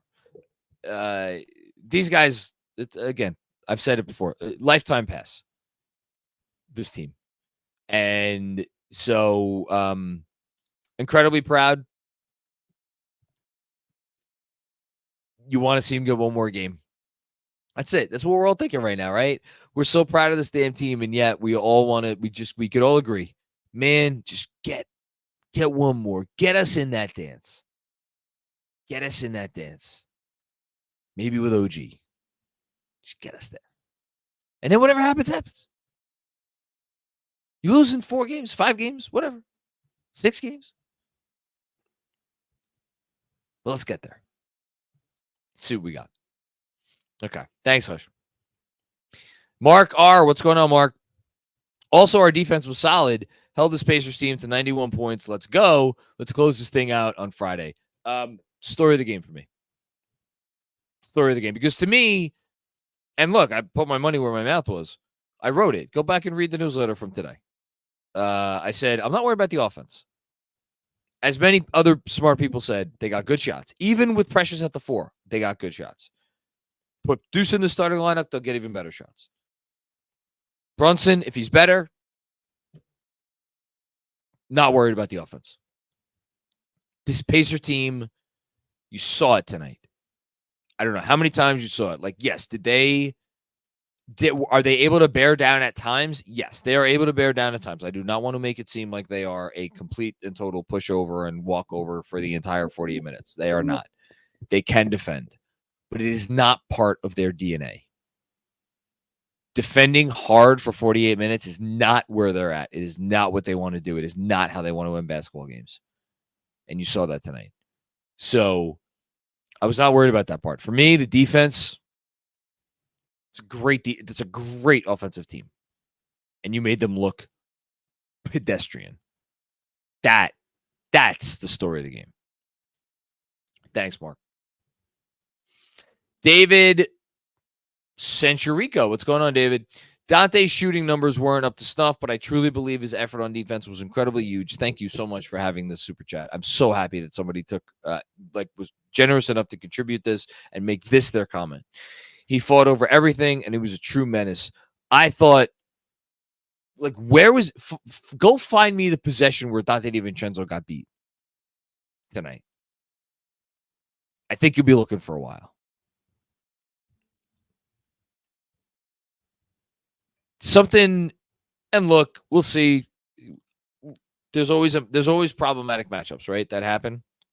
And again, was Dante his best tonight? No, he wasn't his best. Was Deuce a more frustrating defender for the Pacers to have to deal with tonight than Dante? I think you could argue so. But I always wondered since DiVincenzo went into the starting backcourt, I'm like, man, are they going to come to a point in time where the combination of Brunson and DiVincenzo gives another team too much to attack? And I've said this before, and I'll say it again now because it's still true. When has there been a time where you're like, oh man, DiVincenzo, man, it's a soft spot? You know, we have Brunson in there. We can't have DiVincenzo out there too to give the defense a soft landing spot. Like, never. That is a pain in the butt for an opposing offense. What a testament to him that he's that level of shooter and he's that level of defender at his size and that level of rebounder. By the way, thank you, David. Keith with another one. One more so I can give credit to Tibbs too. His adjustments were masterful. Also, I love catch and shoot Burks. Yeah, man, no dribble. How about this? No dribble Burks. At least not dribbling around. That said, put the ball on the floor a couple times tonight. Worked out pretty well for him. He's turned into a different player. As for Tibbs, look, he's always going to may not always make the right move, but he will do the research and he will research the right things and he will base his decision on the correct things. And he will base that decision on a preponderance of the evidence, which includes like a gut feeling every now and then, if it's backed by evidence. And the dance that he plays between going with his gut versus like how much of what his gut is informed by like the tape, because everything is based in the tape with him, obviously. But like, does it always work out? No, it doesn't always work out. But the fact that you're going to get a product that is born of trying to cross every T and dot every I is so refreshing. to me still after he's been here for 4 years. And so, yeah. Thanks, Keith. Mark Fabros, what's going on, Mark? I heart. I see what you did there. Thanks, Mark. Sam Garcia, we sold 2 games starting. We stole, I think you mean, 2 games starting Precious Achiuwa. No, we sold 2 games starting Precious Achiuwa. I don't know, man. I had no issue with it. Like, again, Benji's the smartest basketball person that I know, and he went about making a thread before this game being like, hey, man, I think maybe you should still start Precious, and he explained why. Just because they lost those games doesn't mean it was, like, the wrong decision. Just because Deuce McBride started tonight and it worked out very well doesn't mean, like, that was always going to be the elixir. Like, those 2 games were in Indiana. You don't know how it's going to go. They're up 3-2. Let's be happy about it. It's an odd comment, Sam. Dan Hidalgo, what's going on, Dan? This effing team has a unique way of rewarding every ounce of faith you pour into them. Yes. Don't worry about the details. They will find a way to beat you. Yes, and what I want to say about that,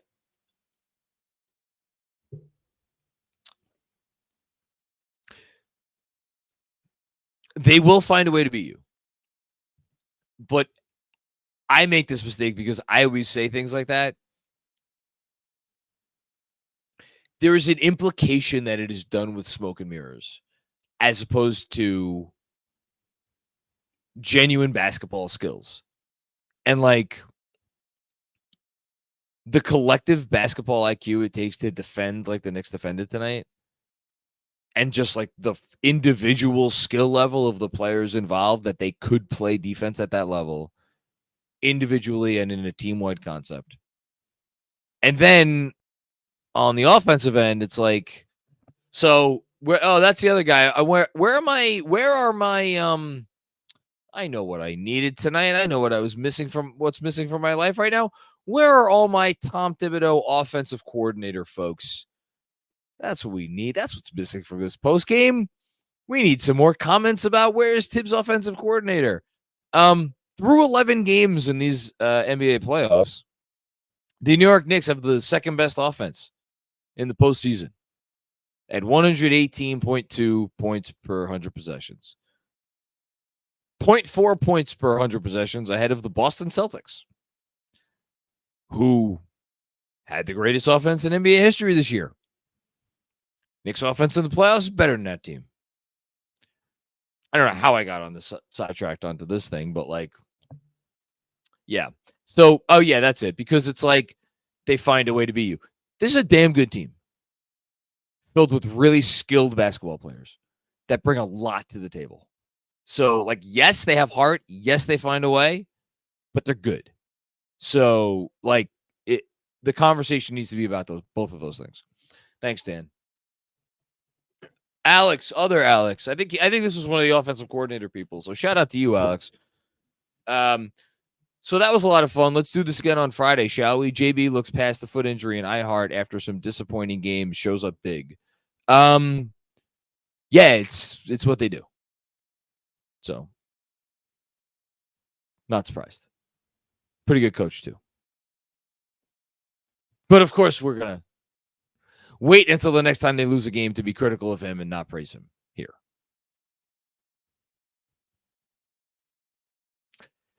Next up, Rich Conforti, believe. Listen, my I'm not gonna say my confidence in the team wavered, but I did get after watching Sunday. I'm like, man, like, how many more 48 performances can they put out with 48-minute performances can they put out with the level of requisite effort needed to beat a good team? Apparently, they had at least one more left in them. Thanks, Rich. Appreciate you, man.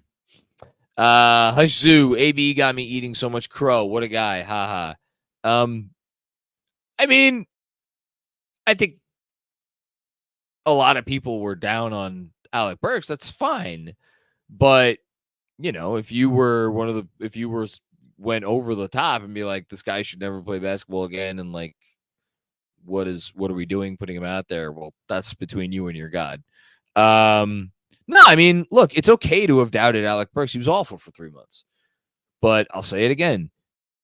When it was like apparent that he was going to have to come in and play a significant role for this team with the injuries that they have, I think you had to at least give him the benefit of the doubt that it could go well, because he's done it so many times in the past, including on this big stage. Game 1 of the Atlanta series will like get lost to the annals of time. That dude freaking showed up, so he's done it before. Thanks, Hush. Jessica, what's going on, Jess? So, if John being at the game is good luck, or so it seems, we're going to have to get him to every game from now on. It will be worth it for the chip. No, I think this is probably going to be my last game of the postseason, if I had to guess. Such a different game than Game 2 of the Philly series. Incredibly thankful to be able to go to both games. I will just say, I gotta say a shout out to my brother who took me tonight. And it was a very special experience to be able to share this night with him and my dad, of course, as well, who's up from Florida, and my nephew Jack, and it was really cool. Anyway, they could win games without me there, I promise. Thank you, Jessica. I appreciate that, though. AG Blatt. What's going on, AG Blatt? Won't hear Tyrese Hoboken compared to JB ever again. Very different players. Brunson cannot do what, Halliburton can't do what Brunson does. And I think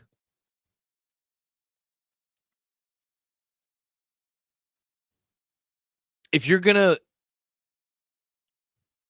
rank NBA players off on the offensive end of the floor in terms of, if you were going to like rank them in tiers, I think, things like how they are in the locker room and like how healthy they stay, like all that stuff matters. And it's why, like, you might have like Joel Embiid a little bit lower, and you might have like Kevin Durant a little bit lower. But I think tier 1 is players who are completely and totally unguardable, which at this point is Jokic. It's Embiid when he's healthy, which he obviously is not often healthy. It's probably Anthony Edwards you have to put there at this point. And Luka is not 100% right now. But I think you probably got to put Luka there too. I think Brunson has to be in the conversation for getting that last. If you're going to do a 5th spot in that first group, I think Brunson and SGA, obviously, those are the 2 guys that need to be in the conversation to be. Are they in that first tier? I mean, I'm just not sure what else Brunson has to do to prove that he belongs in that tier. Can he do any more? I don't know. It's so against everything you know about basketball, if you've been watching basketball for long enough, that a guy who's that size belongs in that tier with 2 7-footers and like a Michael Jordan clone and SGA, who is whatever size SGA is, and Luka, who's it's like if you combined, Magic Johnson and Steph Curry or whatever, yet that's I mean, the dude got 44 points tonight. We're not even fucking talking about it because it's just so normal. Thanks, AG Blatt. Chris V, someone put Halliburton's face on a milk carton. Hashtag Nixon 6. I have a lot of respect for Halliburton. I think he's a great player. It was not a good game for him, but I think the Knicks flustered him. Like, to me, this is less about Halliburton not being good and more about what the Knicks did to Halliburton. That's me. And I think, like, look, when you're not, like, there is something to being a score-first player. Halliburton is not a score-first player. He will score if that is what you are giving him. He will not hunt shots. And, like, look, that's a compliment in some ways, at some times, and in some contexts. Sometimes you want the guy that's going to hunt shots. And more often than not in the playoffs, you're going to want the guy that's going to hunt shots if they make them. So, yeah. I'm not counting Halliburton out yet. Thanks, Chris. Kanyan Pepper, what's going on, Kanyan? No showboating from Hallie tonight. Spirited performance, one game away from the Eastern Conference Finals. I still think it goes 7, but hope we do it in 6. Let's go. Yeah, I mean, I hate Halliburton, to be very clear. I've said it a few times now. It's either him or Embiid for the player that I hate the most in the NBA right now. I do think Halliburton is a punk. I think he's absolutely a punk. I think the Pacers as a team, as you saw that tonight, I think there are a bunch of punks. I think Miles Turner's a punk. TJ McConnell, I know I'd love him if he was on my team. That dude could go suck an egg. I don't know why I chose that. Aaron Nesmith, what? Suck an egg, isn't that a phrase? Get someone's right there. Whatever. I'm done with Nesmith getting away with foul after foul after foul after foul after foul, even, and he was still owned tonight. But whatever. Yeah, Halliburton sucks at life, not at basketball. He's very good at basketball. He sucks at life. Thanks, Kanyan. Jibo, John, iHeart needs to get 3 stars today. Go Burks. I think where I'm leaning is iHeart 3 stars. I mean, all due respect to Benji, I think I got to put Brunson's 44 in the 2-star spot, and then I'll go. And then it's a decision. I agree with him that it should be Deuce, and yet, like, there is a distinct possibility that if you were at this game, or you watched this game, and you were telling someone about this game 20 years from now, the first memory of it you might have, I'm not saying you will, I'm saying maybe, would be like, oh yeah, Alec Burks was really good in that game out of nowhere. Like, that's a possibility. Or you might remember Jalen Brunson scoring 44 points, or Isaiah Hartenstein grabbing 1 billion offensive rebounds. Thanks, Shibo. William Monahan. What's going on, William? Go Knicks. Claudio, Philly got their revenge on our Mets, but we will hit them back in Philly. Knicks have the magic. We have a shot in the Eastern Conference Finals. What was the last 3 words you said? I told you I would say it if somebody types it. But what were the words you said? No, because you're not. Eastern Conference Finals? Those were the words. What round is that? Is that what happens after the Knicks win one more game? If they win one more game? After a fourth game is won, they make the Eastern Conference Finals? Got it. William, I will respond to this because he's alluding to the Mets losing back-to-back games to the Philadelphia Phillies, and that apparently is the Sixers' revenge on New York. And I will politely say, William, Mets ain't in this conversation at the moment. They have left the chat. So, speaking of people in the chat, do me a favor. Can you text my wife and explain to her why I'm talking about talking to 2 girls at once? I did. You did? Yeah, she texted me, "Who are these girls, Andrew?" And I put the Bart Simpson or Homer Simpson backing away into the bushes meme or GIF. Did you explain more than that? What? That it's a ad read that is a script that you had no control over? I trust the intelligence of your wife to know that. We're all joking. My wife is extraordinarily intelligent. Don't trust that. Please explain to her. I just want to. So I went to go watch some of the Nuggets game, but I had the game on the post game on my phone, and I know my friend John Macri, and I know when you turn into Dante DiVincenzo after a Miles Turner hard screen. I saw the rage bubbles start to get bigger after Sam Garcia's comment. So I would just like to add one thing real quick. This is Sam's most recent super chat. He just sent it in. We are so blessed to have our fearless leader, our commander-in-chief, Thomas Joseph Thibodeau Jr., leading our army both in the present and the future. Thank you, Sam. Listen. But we are lucky to have him. Yeah. He said that in the chat that you just read. I know, and it's nice that he's getting his due. Like, there's a lot of people who are giving Tibbs a lot of flowers, and that doesn't happen a lot for NBA head coaches. They are oft forgotten. It's cool. Yeah. It's cool. It's an easy story to write if you are a writer or you're just anyone in NBA media, because forget about that. There aren't many like him. Like, there's never going to be another Tom Thibodeau. Like, this breed is dying out. Like, they're Mark Dagnall, God love him, NBA Coach of the Year. I was watching some video of him in the huddle where he was very reasonably and calmly talking to his troops and explaining to them we're gonna do. I'm like, man, I wonder if that dude even curses.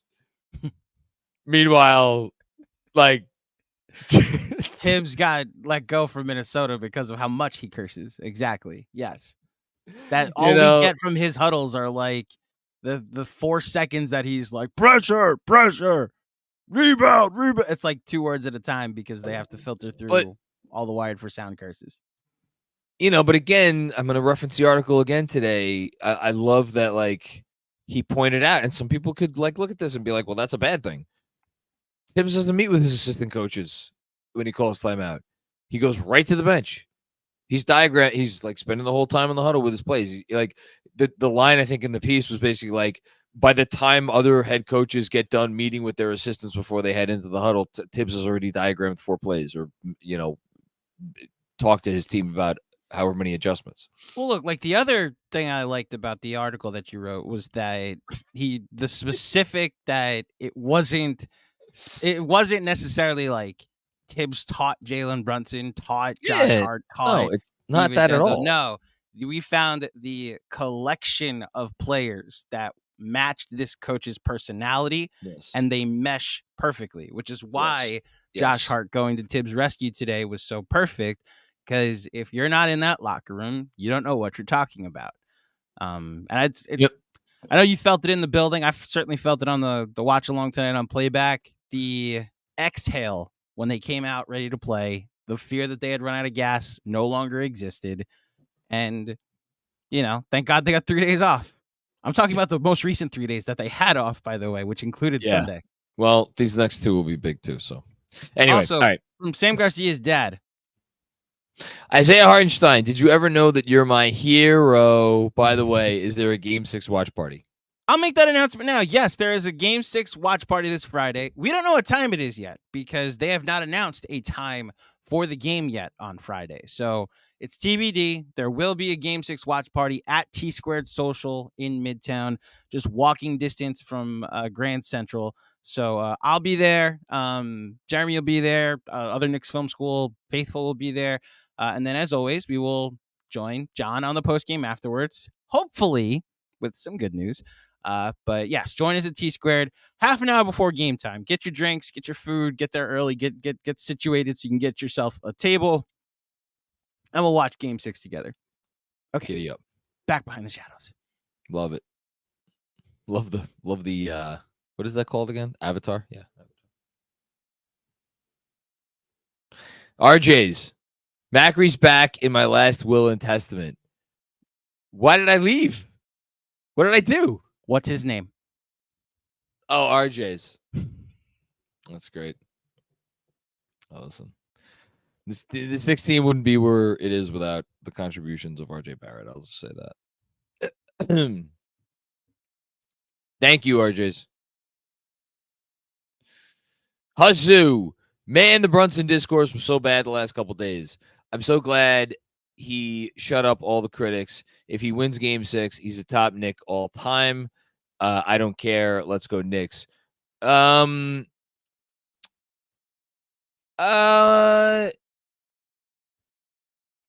was the discourse? Like, I say that's somewhat tongue-in-cheek, but like, any person who didn't fully acknowledge that Jalen Brunson was like not himself because he was hurt, injured, and I know there's a distinction between those two things, that person's opinion did not warrant further consideration, much like most of the discourse that goes on about anything nowadays does not warrant much consideration. Yeah, I mean, I don't think he gives a crap about any of that. He's already a top Knick of all time. He's, again, there are people who think Bernard King. I was talking to my brother tonight. There are people who have King as a top 5 all-time Knick. Well, King won 2 playoff series and had essentially 2.5 years of top-level basketball with the Knicks. That half of a year, by the way, is a year that it's a very strange year. Averaged 1 million points, averaged 32 point 32.6, 32.7, 32 point something. Played 50-some games. Finished 7th in MVP voting. And when he was injured, though, when he got hurt when he tore his Achilles, or tore his ACL, excuse me, the team was like 20 and 30 something or whatever when he went down. That got them Patrick Ewing. But like, that team was bad, like when he got injured. Like, they were already bad, and then they went from bad to worse when he went down. So like, he only had like 2 successful seasons as part of it. Like, the team he was on only had 2 successful seasons with the Knicks. Jalen Brunson's already there. He's been here 2 years. Team has been successful for both of those years. And if he could win this playoff series, he will have 1 more playoff series in Knick uniform than Jalen Brunson. Or excuse me, than Bernard King. So like, again, King for a lot of people is a top 5 all-time Knick. I think I probably have him closer to 10 than 5. That's me. But like, he's in that. If King's in the top 10, it's like, maybe Brunson has to be there at this point with what he keeps doing. I don't know. Thanks, Hush. Makai JD. It's one of the two, JD or JD. I feel bad because you've been it's like, this generosity is like continuing, and I'm stunned every time. I want to like come and hug you wherever you are every time, but I will just say thank you for the generosity. It means so much to me and everybody here at Knicks Film School that you help support the work to this degree. One more. That's the mentality. Don't pour out the whiskey yet. We'll celebrate when we win the next one. By the way, no need to read this out loud, but the name is pronounced. Oh, here we go. Becky, but with an L. No, I do need to read it out loud. I'm Ron Burgundy. Mecky. Okay, Mecky. Now I got it. But what's the last name? Can you give me how to pronounce the last name? Is it Mecky JD? I'll remember Mecky now, though. Mecky Becky. That's good. To your comment. Yeah, that's their mentality. One more. Nobody's celebrating in the locker room. Nobody's paying attention to how many points they won by tonight. I got to tell you, I think probably by tomorrow morning, they're probably not even going to think about this game anymore. it's all about on to the next game. That's a good thing. Doesn't mean they're going to win game 6. It's a good thing. And yeah, if we could win one more, Mecky, if we could win one more, we'll celebrate. I know it's not a title. I know it's not even going to, it wouldn't even be a Eastern Conference championship. If they win one more in this series, you damn well better believe that we will celebrate, because this team will have earned that. Thank you so much again for the generosity, man. Whoa. 18-point game. It's now down to 11 with 5 minutes left. Interesting. Stevens Guillaume, what's going on, Stevens? Thank you for the generosity. Not going to hold you. I was nervous AF. We know what that means. Before tip-off, the team continues to go, never give up.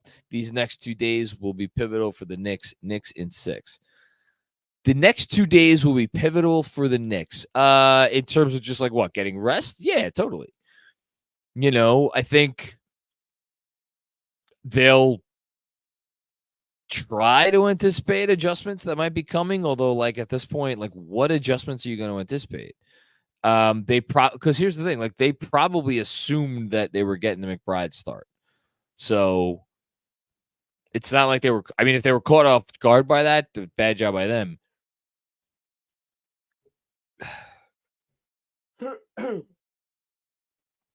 They have to keep Hartenstein off the glass. That's going to be number 1 on their whiteboard. Keep Hartenstein off the glass. Well, number 1A. Number 1's going to be trying to figure out a way to stop Jalen.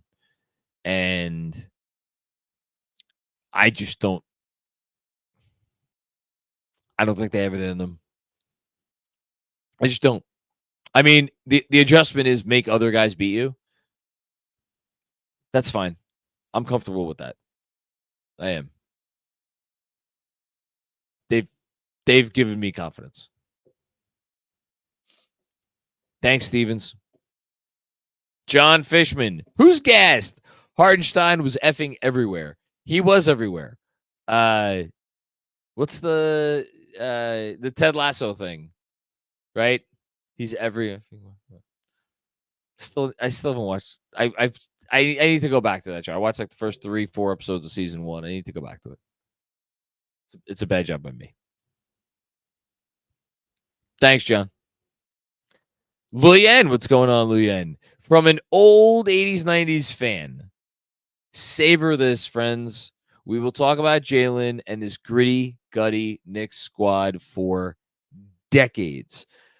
I'm going to say it right now.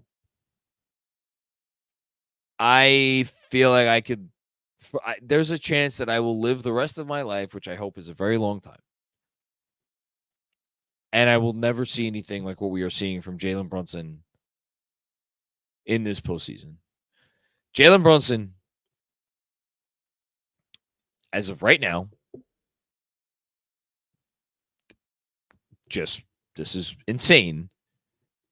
Through 11 playoff games, is averaging 33.9 points on 27 field goal attempts per game. He is shooting a ton. And he's averaging 7.5 assists in addition to those 33.9 points and 3 turnovers, which is not bad. And 4 rebounds a game, 3.8 to be exact, but pretty good. It's just wild. It's just absolutely wild. I mean, he's averaging 34 points a game. And he's had some bad games. I don't even know if tonight was his best game. It wasn't. It was like fine. He scored 44 points. It's fine. It's fine. It's okay. What a player, man. We should savor this. I am savoring it. I savored tonight. Tonight was easy to savor. I'll say that. Thank you, Luyan. Christopher Halecki, useless panic. Go Knicks. Listen, we're Knicks fans. We're not above the occasional being rattled. It's who we are. We have a lot of tough times in our back pocket. And again, the series is not over yet, so one step at a time. Thanks, Chris. Jessica, with another one. Thank you, Jess. Well, Mathurin is out, so both teams are just as injured. Says idiots. Yeah. Look, I don't. No. Nobody that is reputable tried to make that point, like, for real.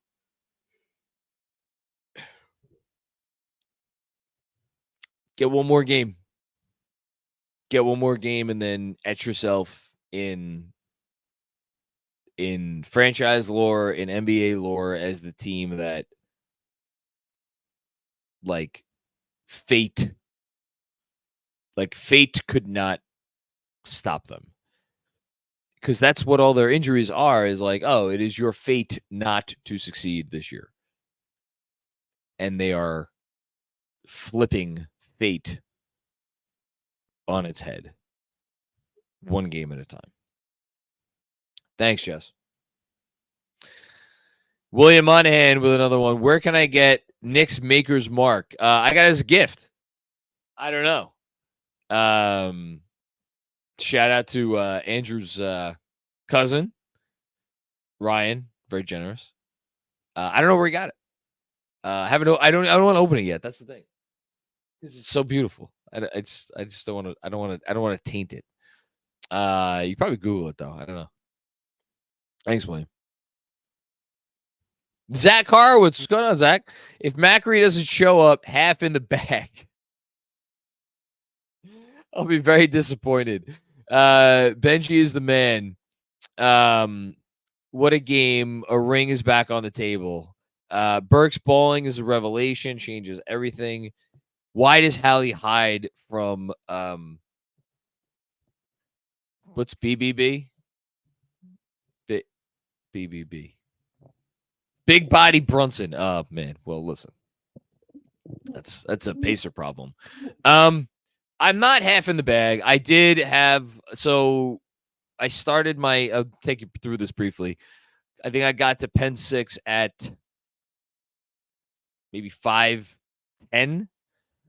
I had a delicious mezcal cocktail. I think it has some pineapple juice in it and some spicy stuff. I don't know what it was. It's very good. And then I had a little red wine. I sat down and had a little bit of dinner. I did not eat enough. Really did not eat enough. And then I had another one of those mezcal cocktails. And then when I got to the game, I was lucky enough to have access to a couple different beverage options. And I had two.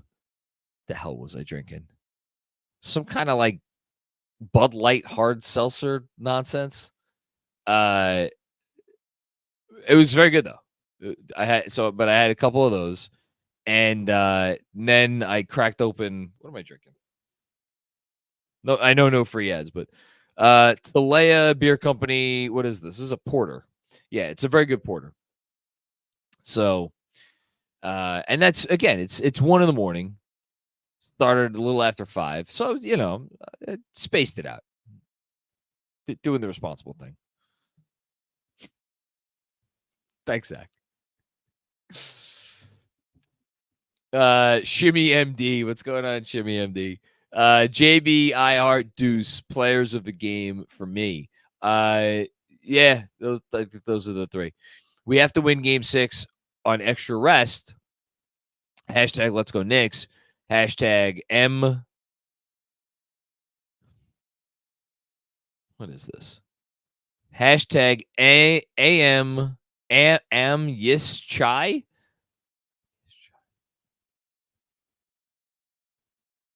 Amy is Chai? I don't know what the hell that refers to. Let's go Benji. Benji's awesome. We love Benji here. But yeah, it'd be nice if they won game 6. Justin, what's going on, Justin? LMAO to everyone who has blamed Tibbs for our injuries. All the coach does is find ways to give us the best chance to win with the pieces we have. Let's go, Knicks. Well, preaching to the choir there. Glad the coach is getting his flowers. He, I'm sure, wants none of them whatsoever and is just thinking about how they could take care of business in Indiana. The dude,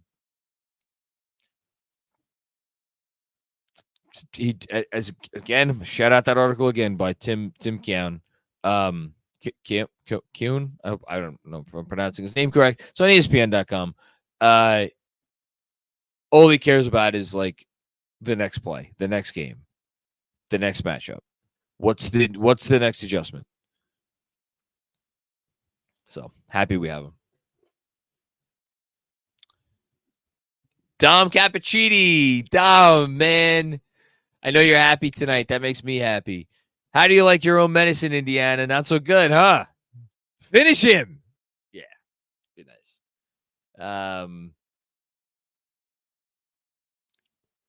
They were awfully chirpy. The Pacers were. Awfully chirpy on Mother's Day. Dancing it up like it was a middle school prom. Feeling themselves. Even though all they did was tie up the series without home court advantage. Thank you, Dom. Ryan Shepard, what's going on, Ryan? Game ball isn't going to cut it tonight. Bring the whole rack. Can't wait to hear the sound of everyone that buried us putting their shovels away. Well, they're not going to put them away yet. Got to win one more game. Got to get to the Eastern Conference Finals. I said it again. Damn it.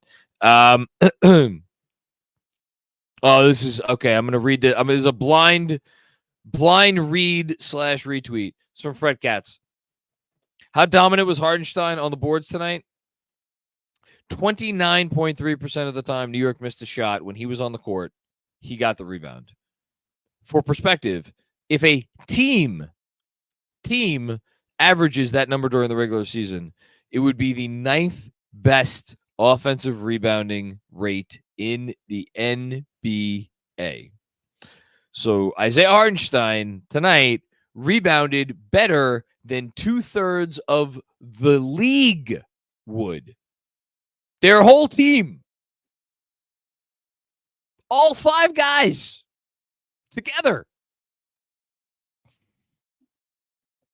What a freaking beast. Thank you, Ryan. Al Oran Bouch. Can they replicate it in one of the last 2 games? Yeah. Yeah. And you know, like, why would we doubt them at this point? What did they do tonight that wasn't sustainable? Did they hit threes at an unsustainable rate? No. If anything, Indiana hit threes at an unsustainable rate. I mean, they did hit threes at an unsustainable rate.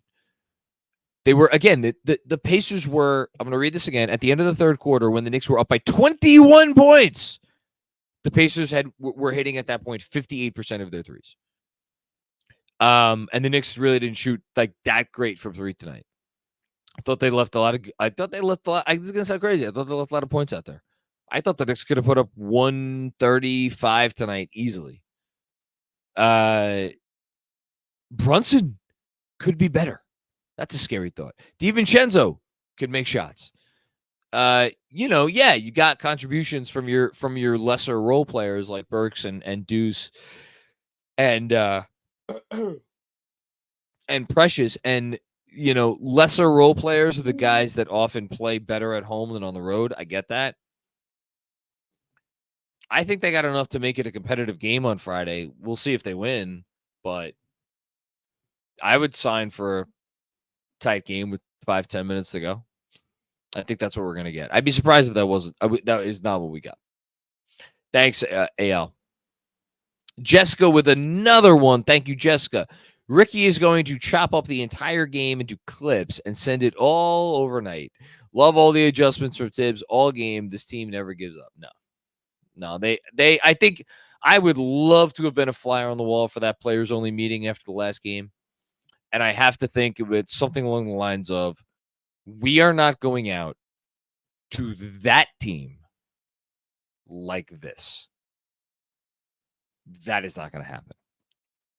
Because you know why? They know, even with what they have left, even with no Randall, and even with no Mitch, and even with no OG, and even with no Boyan, even with 85 or 6 or whatever it is, $1 million worth of their payroll sidelined,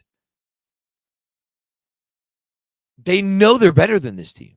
They know they're better than this team. And they played like it tonight. Thank you, Jessica.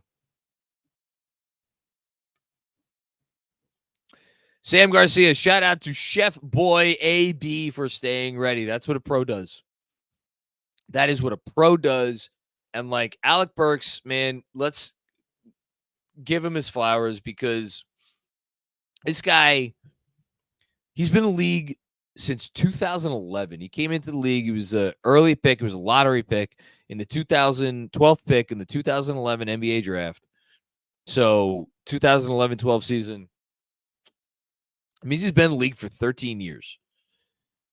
Think about that. Dude's been in the league for 13 freaking seasons.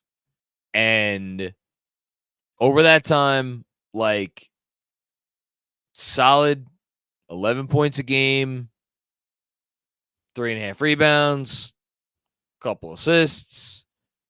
Not the best effective field goal percentage for his career. Like, that's the thing about Alec Burks. He didn't really shoot it right away in Utah. Like, you'll go back and look at his first several years in Utah. Like, he left Utah for his career.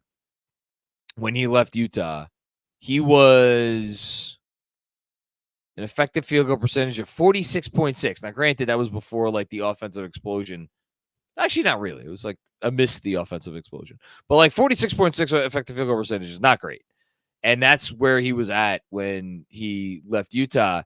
And then in New York, when he was in New York, so if you add up all of his time in New York, his effective field goal percentage over that time, which is a total of 153 games plus playoff games, it's right under 50, which is like not amazing, but it's like, it's good. Like, he's solid. Like, you know, you're going to be able to get a guy who can put the ball in the basket, who knows how to play within an offense. For me, the bigger question coming into the series was, could he defend at a commensurate level? And that's why it was one of the things I shouted out as soon as I got on this post game. I thought his help defense in particular, but his defense overall was top notch tonight. Top notch. Thank you, Sam. Alex! Devo is a tough, gritty Italian stallion. It's my type of Italian stallion. The tough, gritty ones. I love the tough, gritty ones. I'm a tough, gritty Italian stallion, if I don't say so myself. Thanks, Alex. Mickey J. Dye. I got it now. How do we think this young Pacers team will handle an elimination game? Do we think we'll be able to match the energy in that building? That's a great question.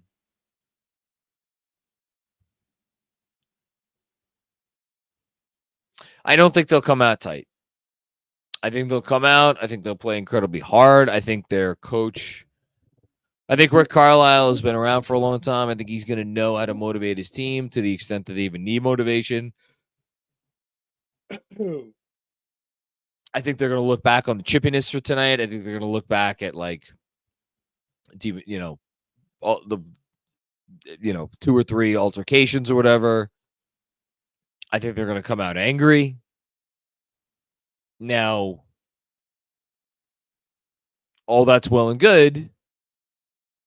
You still got to come out with a plan that is sustainable and can produce baskets at one end and, stop the offense on the other.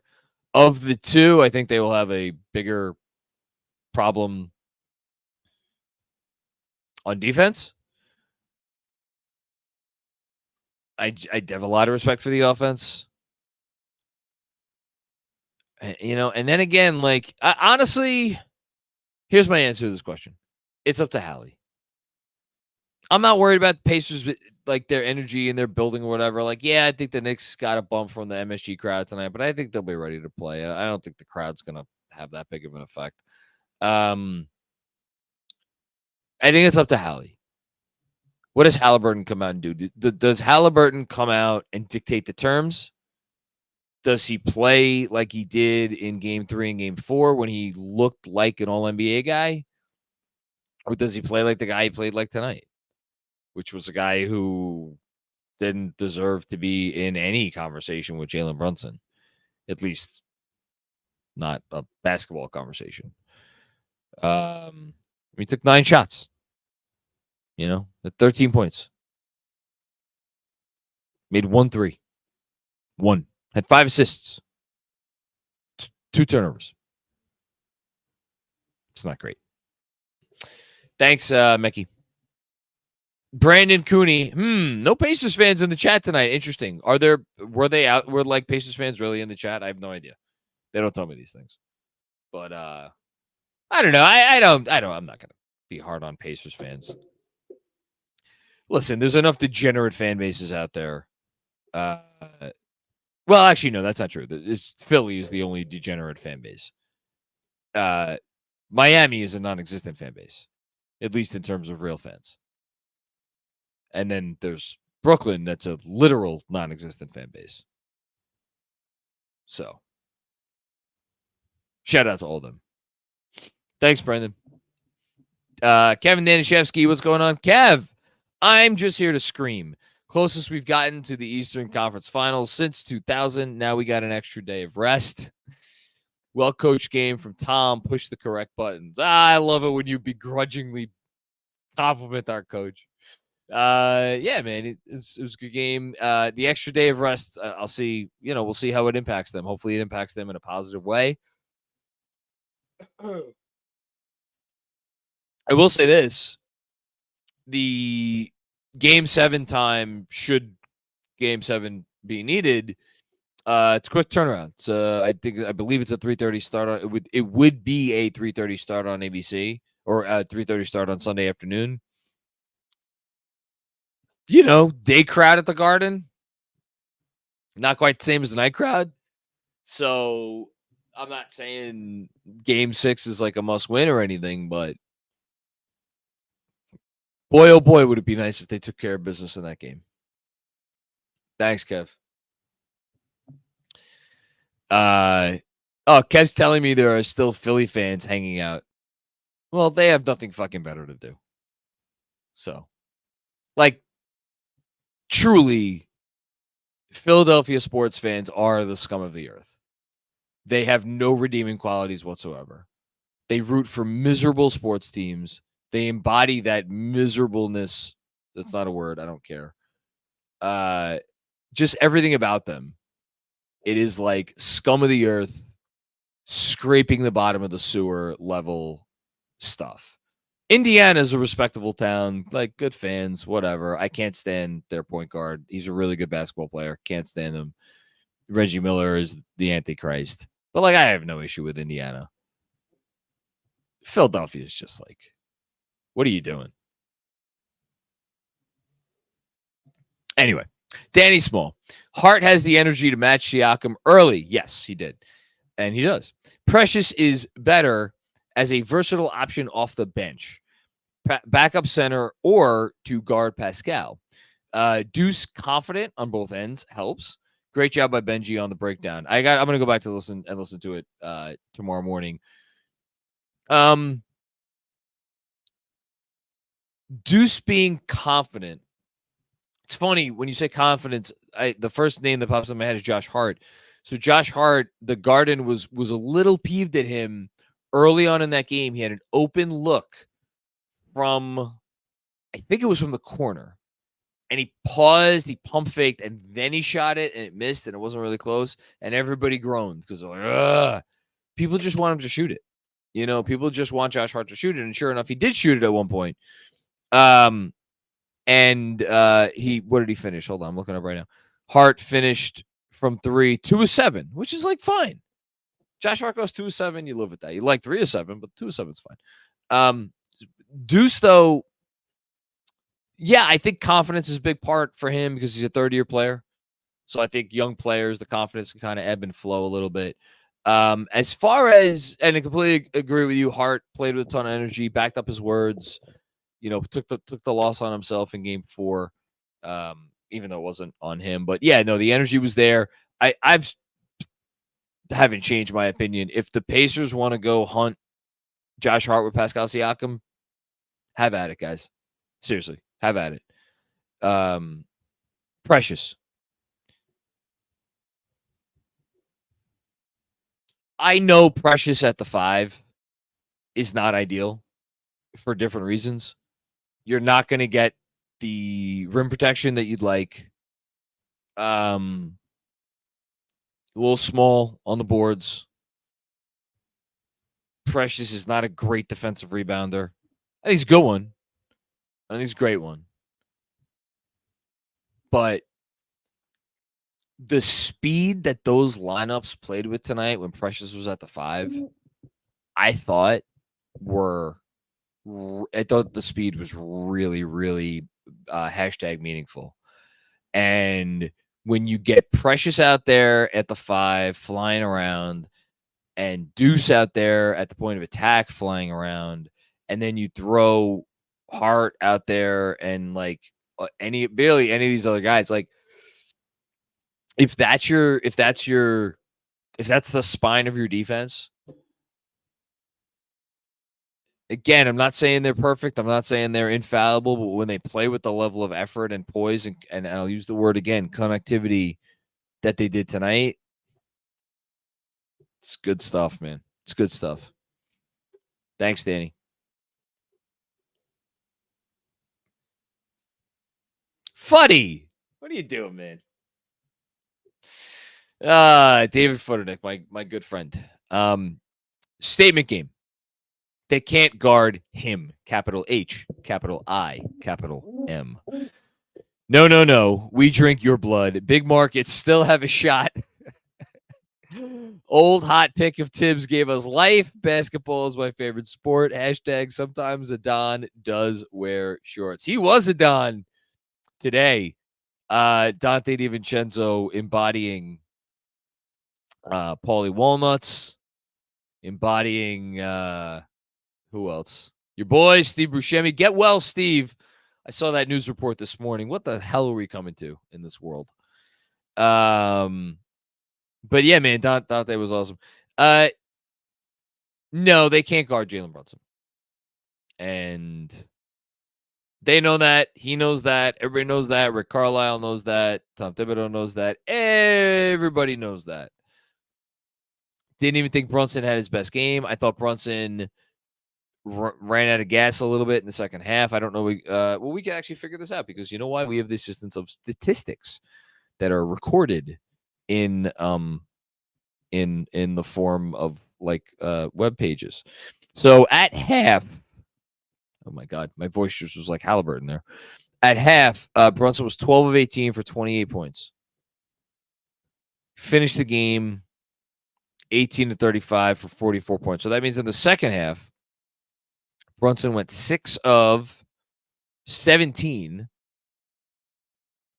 Went 6 of 17 and had 16 points in the second half. So yeah, that's not a great half for Brunson. 6 of 17 for 16 points. Here's the thing, though. I thought to myself at halftime, I was asking myself the question, is that the greatest half of basketball a Knick has ever played in the postseason? And that was maybe a little bit hyperbolic at the time. I don't know, man. 28 points on 18 shots. And he was a plus, I think he was a plus 20 something in the first half. Like, talk about setting the tone. Like, I think maybe the fact that they got the lead that they did, maybe like a little bit of the wind went out of his sails. Maybe like he came out so hyped up and then halftime kind of came down. I think he could be even better. But no, they can't guard him. They don't have an answer for him. Just playing out of his mind. Just playing absolutely out of his mind. Thank you, David. Danny with another one. Tibbs haters won't admit it, but you have to earn your minutes. Burks earned his minutes. Would rather have 7 guys you could trust than a 9-man rotation. I mean, look. How about knowing your guys? How about I know if I can push this person to the limit and knowing what their limit is? How about I'm around these people all day, every day? And by the way, and this was the funniest part of the Parsons bullshit. You know what? You know what numbers Chandler Parsons was concerned about? It wasn't the number of minutes he played in a game, or even at a certain point, the number of minutes he played in a season, because he didn't play a whole lot after a certain point. It was the number of zeros on his paycheck. You know, that's what that's what Chandler Parsons was about. Like, Chandler Parsons was about how can Chandler Parsons do well, and that was always his mentality. And like, the dude couldn't stay on the court, and like I do think that that's a little bit of a skill. Tom Thibodeau has a bunch of guys on his roster that want to play every minute that they can play. And the notion that those guys like want to be taken out and don't want to be out there for the biggest moment. Like, Dante DiVincenzo tonight played 30 minutes. 30 minutes. And you know why I played 30 minutes? Because in the second half, especially, Tom Thibodeau looked at what was going on. He's like, no, I want Deuce out there. Like, there was a moment, subtle moment, but there was a moment. DiVincenzo came in the game at the beginning of the fourth quarter for Deuce McBride. And I'm looking it up right now, so I have to make sure I don't screw this up. DiVincenzo came back into the game for Deuce. It was 96-75. They were up by 21. Indiana proceeds to go on a 1, 2, 3, 4, 5, 6 6-0 run. And that 6-0 run made it 96-81. And guess who checked back into the game? Deuce McBride. So my point is, you don't think that DiVincenzo would, like, there was a part of him when he checked out of that game for Deuce after he had just checked in the game a minute and 12 seconds earlier, where he was like, what the fuck, man? I don't want to be checking out right now. And now, look, he supports his teammate, and I'm sure he wasn't, like, mad in that respect, but, like, thought they wanted to be out there. It was like, Tibbs is going to play whoever gives him the best chance to win. And I think that's what every player respects about him. Maybe not every player. Players that are still here. Thank you, Danny. Danny with another one. Cook GMAC, LOL. Yes, I believe that was sent when Andrew was hype. Andrew likes to cook. Chef Andrew. Mark Fabro, seconding your wife. Benji killed the post game. Benji always kills the post game. Benji is the best basketball analyst doing this anywhere for any team.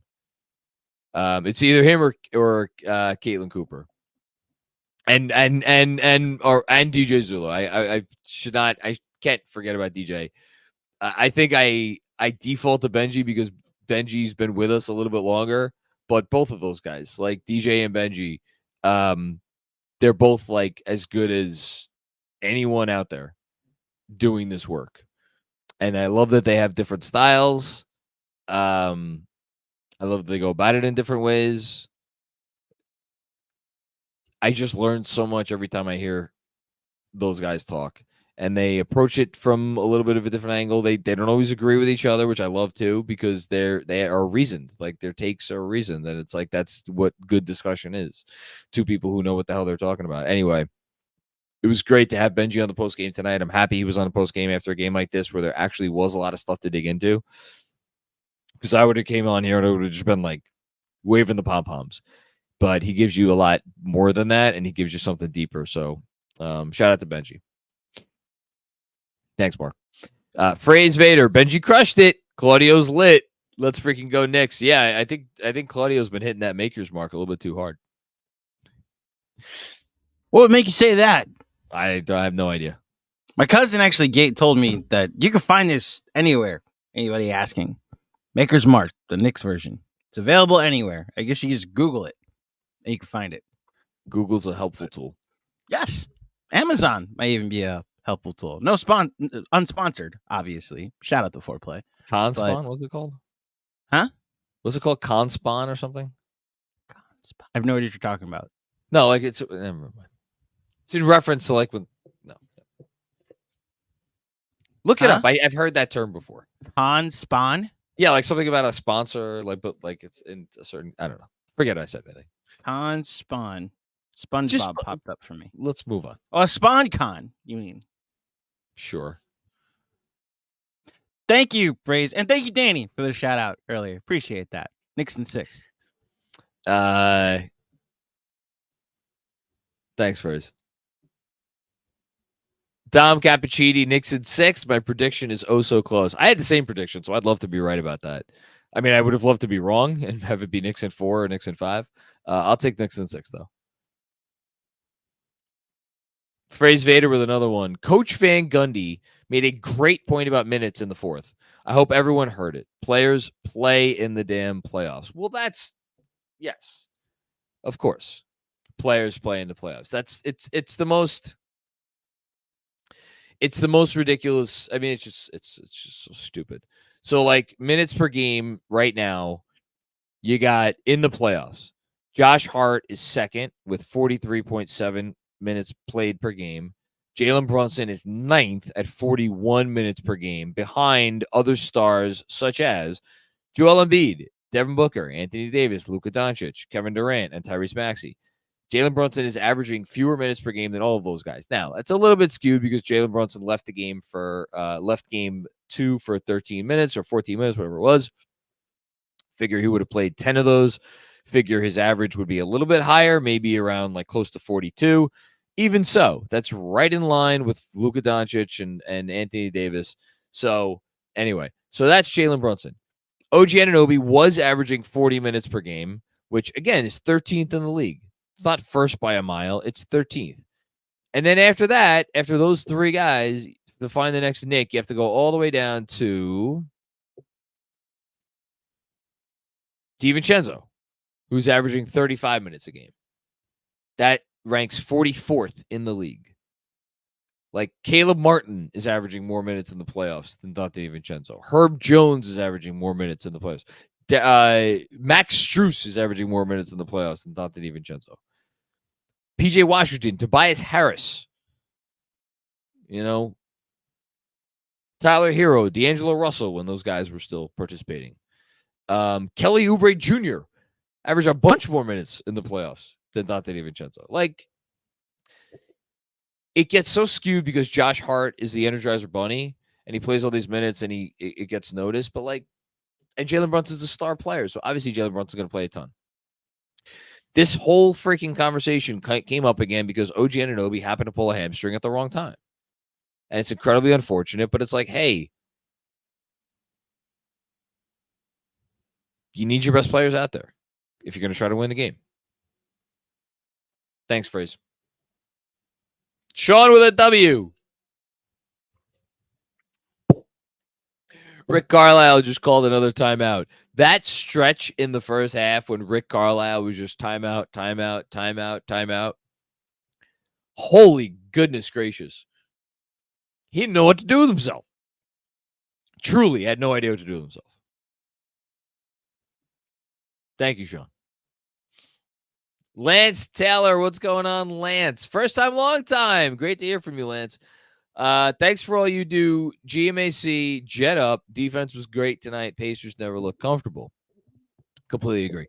Was it just the increased speed in the lineups and better matchups or something schematic? Defensively, the only schematic thing was putting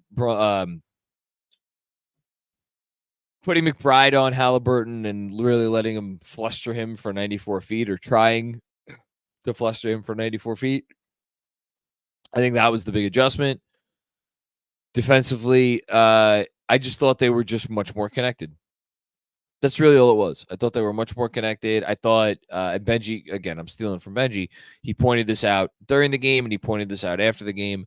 There were some selective moments where you saw Hart purposefully guard Turner instead of Siakam. And that worked out pretty well. So there was that. I just thought they were just so much more on point. Like the phrase that I have been paying attention to since before the series started is scram switching. So scram switching, I've talked about it. I like how I'm explaining a basketball term. Is when you have to switch in a possession because the possession dictates that you have to switch. Otherwise, like someone's going to be wide open as a roller or whatever. But it's not an ideal matchup. For instance, if Jalen Brunson gets switched on to like Miles Turner or something, so you don't want that matchup. So a scram switch is where you switch back, but when for like during an off ball moment. So like obviously you're not gonna switch when somebody has the ball. So when the person who you have switched on to, you don't want to be on them anymore. So you have to switch back when you don't have the ball, and that's really hard. Because the Pacers are a really good team and they're a really good passing team and they could find guys like when you're in the midst of a scram switch. And, it's like, okay, well, who am I scram switching back onto? Like, is there a more convenient matchup here? The whole thing. And I'm not saying that like they did this a ton or that it was like the main thing, but I felt like they were between scram switching and like peel switches. And then scramming after the peel switch. Like, I just thought there was a lot of we are not going to concede matchups that we don't want to concede. But at the same time, we are not going to let this team slice up our defense because we are trying to not concede matchups that we don't want to concede. And that just takes effort. It takes mental energy. It takes full engagement. It takes trust. God, does it take trust? Trusting that your teammates are going to be where they're supposed to be when they're supposed to be there. It takes all of those things, and it takes aggression because if the offense is dictating the terms of the possession and you're trying to switch around, you're screwed, man. You're done. There has to be some modicum of aggression, and that's where I think inserting Deuce in the starting lineup, I think that's where that came into play because that threw the Pacers attack off kilter enough that it allowed you to have all of your movement behind the play or behind the initial action or whatever. And it was just executed it brilliantly. Just brilliant execution. That's all it was. Thanks, Lance. And yes, jet up indeed. I have no idea why the Jets are being brought up, but hey, I'm shout out to another Jets fan. Although I'm kind of worried about their week 1 opponent. I'm going to stay on with week 1 opponent. The San Francisco 49ers in San Francisco on the first Monday Night Football of the season. That's unfortunate. Thanks, Lance. Monday Night Football last year was how the season started, and we all know how that went. Hopefully more than 5 plays this time. Started and ended. Andrew staying on for the next one. Parrish Duggar. Did Tibbs see my comment today? Did our coaches use our NBA roster to help on offense and defense? Did we always have Burks? Precious. About time. Great job, Tibbs. I'm distracting you. Unfortunately, the comment's still on the screen, so I'm distracting you. Look at it. I mean, Look at it, John. It's beautiful.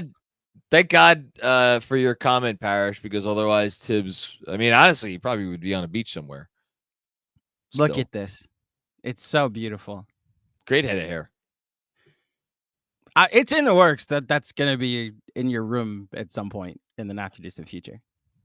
I kind of love that there is a segment of Knicks fans out there who will just despise Tibbs to the last day.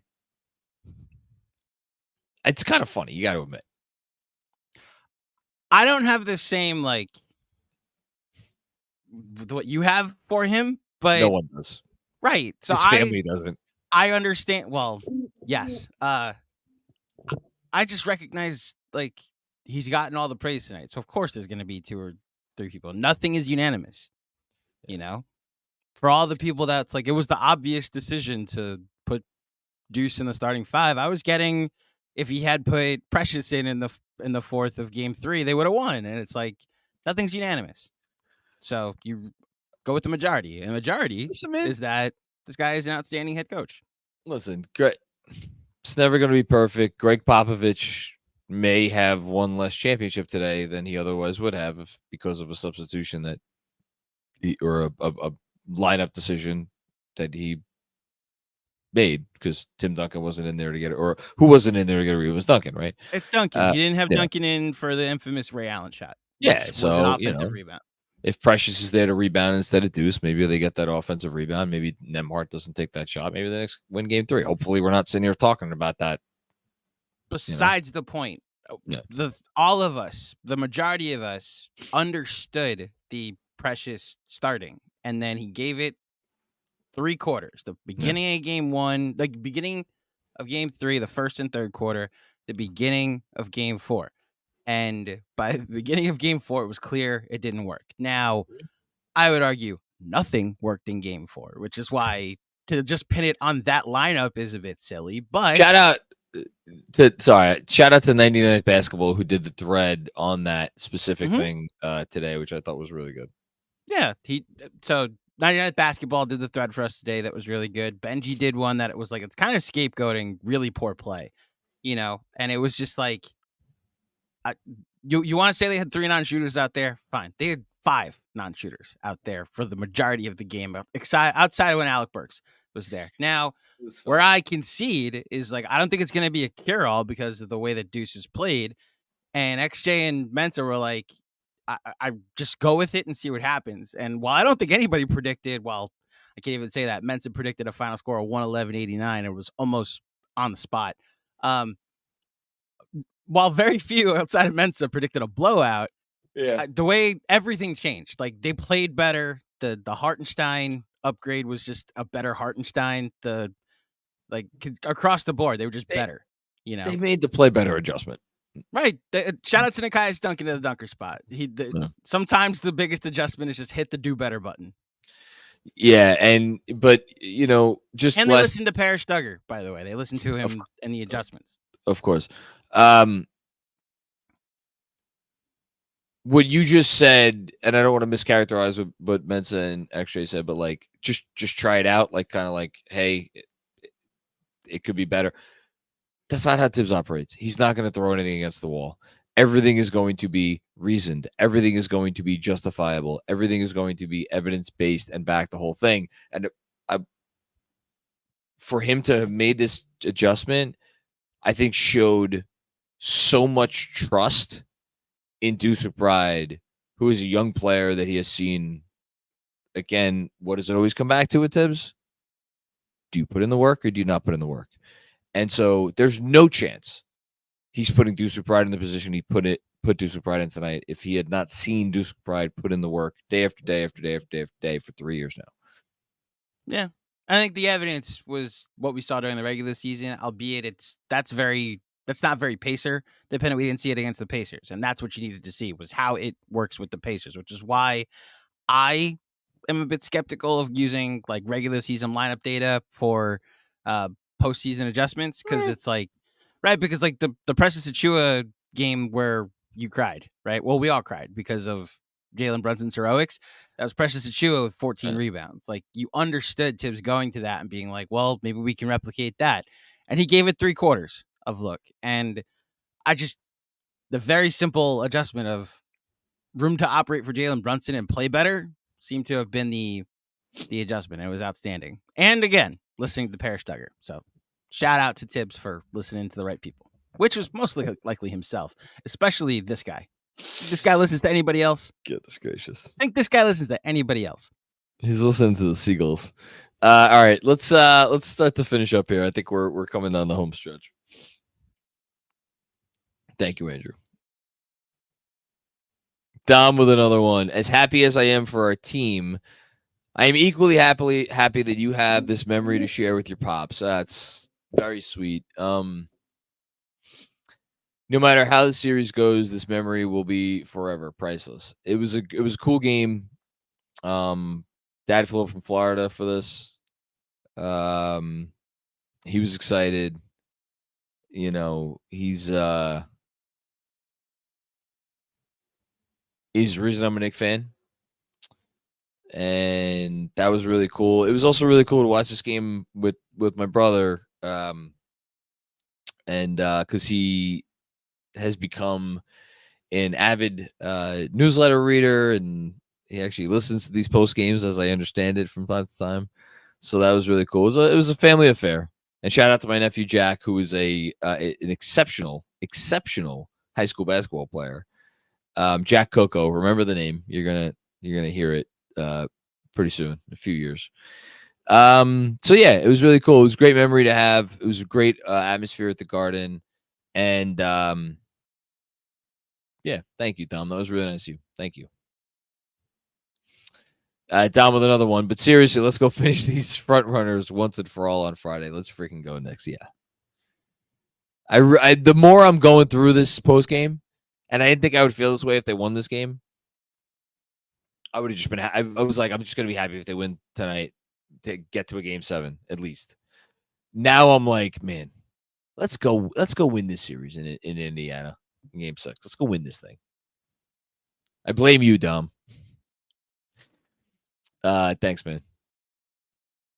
Hazu, when Deuce is a starter, a switch clicks. It's nuts. Again, I think Andrew just spoke to this about like how much you want to use regular season lineup data to draw conclusions. There is something about it that seems to work. There is an aggression that they play with on defense. It's really good. It pops. It pops. And when you have Hartenstein being quite literally a one-man team when it comes to rebounding, there's not really another drawback. I mean, our OG lineup is I think preferable, but yeah, it's really good. Thanks, Josh. Debo, Kev's brother, what's going on, man? Total team effort that continues to show Tibbs' ability to adjust, and this team lives by no quit, all grit. Another 40+ for JB. iHeart outworked their whole squad, and Burks has arrived. Now finish the job. I got to pull up the stat. I've pulled it up a few times already this postseason. I don't have it handy. I think Jalen Brunson, I'm not sure if this gives him another, because he was at, now I'm gonna go freaking look for this. Because Brunson's scoring is just absolutely off the chart. So I'm gonna go try to find this stat that I'm thinking of before the end of this live stream. And if I could find it, I will read it. But yeah, no, it's been awesome stuff. I love that you hit all the different points there. And no quit, all grit. That's what it's all about. Pretty cool. Matt Grod. I hope I got that right. Matt Grod. Thank you for the generous contribution. Appreciate you. And yeah, I got to do it. This fucking team. Macri, great to meet you before the game. Oh, Matt. It was great meeting you too, and it was great. If you're the one I'm thinking of, it was great getting to chop it up for a few minutes there. Driving back to Massachusetts, now I know who you are, and so fired up. Hashtag pathetic Knicks fan. Hashtag let's go Knicks. Man, that's awesome, man. Thank you for the generosity. Seriously. If I recall correctly, you were like saying you were gonna do this. Yeah, so Matt apparently lives in Massachusetts. He's a season ticket holder. He drives back and forth from Massachusetts to attend all these Knicks games. Like every Knicks game. You want to talk about dedication? Speaking of which, again, Matt, shout out to you. I met a gentleman also tonight at Penn 6 by the name of Max. I'm shortening his first name. Flew in from Paris. I shit you not. And he had the accent to prove it.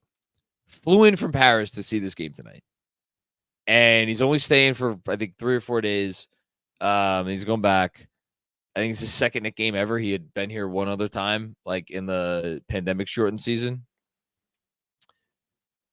I met him, and he was telling me he's in from Paris to see the game. He has Brunson jersey on and everything. I'm like, man, I wanted this game before meeting you. Now, after knowing that, I want this game that much more.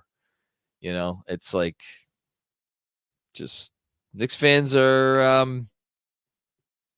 we're everywhere, and we go hard, as it were. Thanks, Matt. Bryce Biscus, I hope I got that correct. Deuce McBride personifies West Virginia Mountaineer basketball. How you doing? Pesky, plucky, and absolutely incredible competitor, making Bob Huggins proud. I retweeted because Jonathan Wasserman, shout out Jonathan Wasserman, does great draft work for Bleacher Report. He was always very high on Deuce.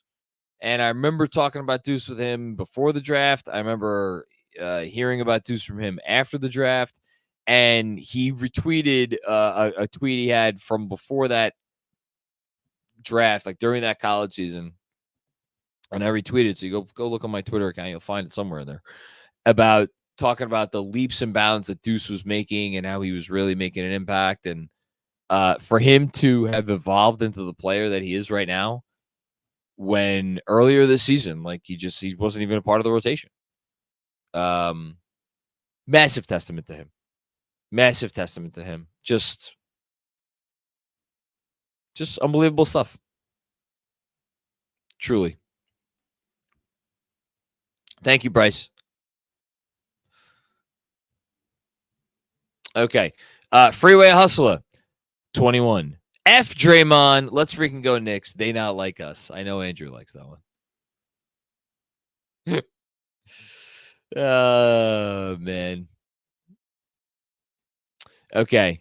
Lance Morrison, what's going on, Lance?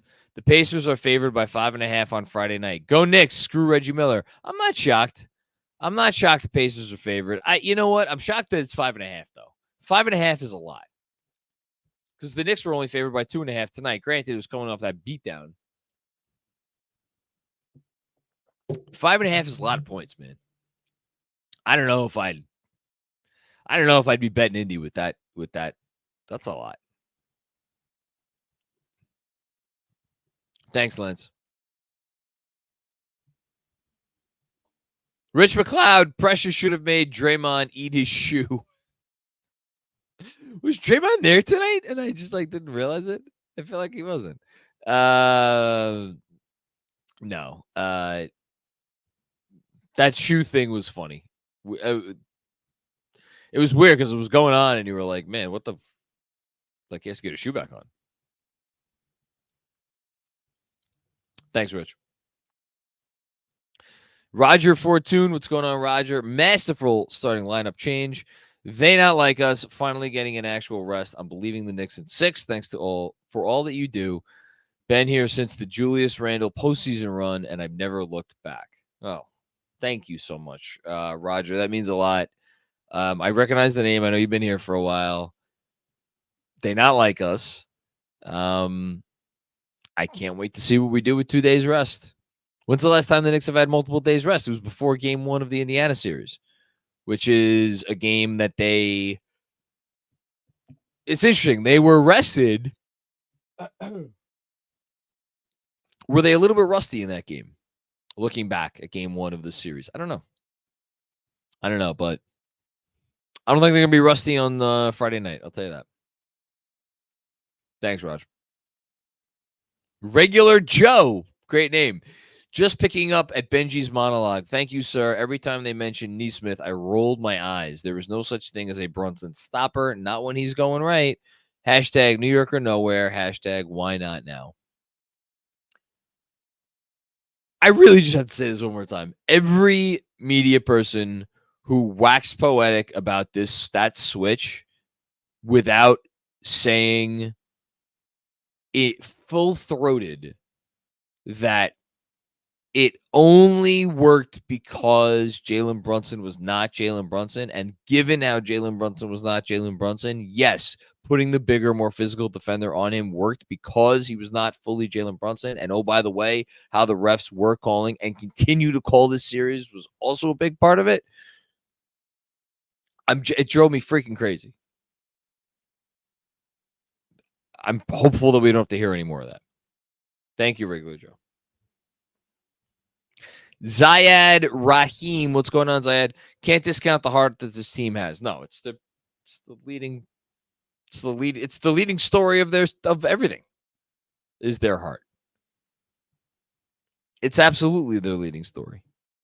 Let's call tonight's game the Random Taco Tuesday Massacre. No, this is the Isaiah Hartenstein game for me. Always going to be the Isaiah Hartenstein game for me because I witnessed it in person. Never seen a better rebounding performance in my life. Thank you, Zayed. Jeff Guitars. What's going on, Jeff?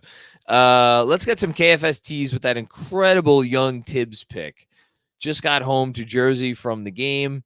Incredible night. Glad you got to see it too. Let's freaking go Knicks. So,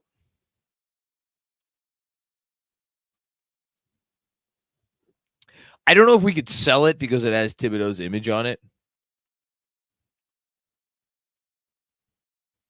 I kind of want, I want one for me. I would like to wear Tom Thibodeau's face on the beach on my shirt. Maybe I'll go to the beach with the shirt on.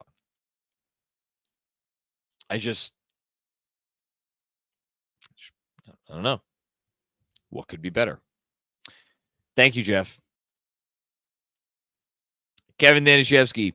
Tonight was also so huge because just a hunch. I think OG could play if we go to a game 7.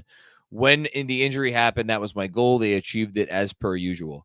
I was a little... The Haynes report from before the game, which seemed to indicate that OG was not going to play until the next series. That worried me a little bit. Do I think he would try to give it a go if it got to a game 7? I would imagine that he might try. But I am not counting on it at this point. That's just me. But we'll see. I hope well, here's the thing. I hope we don't have to get there. I was about to say, I hope I'm wrong. I hope we don't have to get there. Thanks, Kev. By the way, in case anybody was wondering, and I hope this is correct. I think this is correct. Game 1 of the Eastern Conference Finals apparently will start. Apparently, will start on Wednesday, May 22nd. So even if this does go to a game 7, there will be 2 additional days off for what it's worth. Lance Taylor with another one. In a hypothetical Knicks game 6 clincher, who would you prefer, or would you prefer JB have a 25.12 assist game? And what that means team scoring wise, or a 50 ball. Can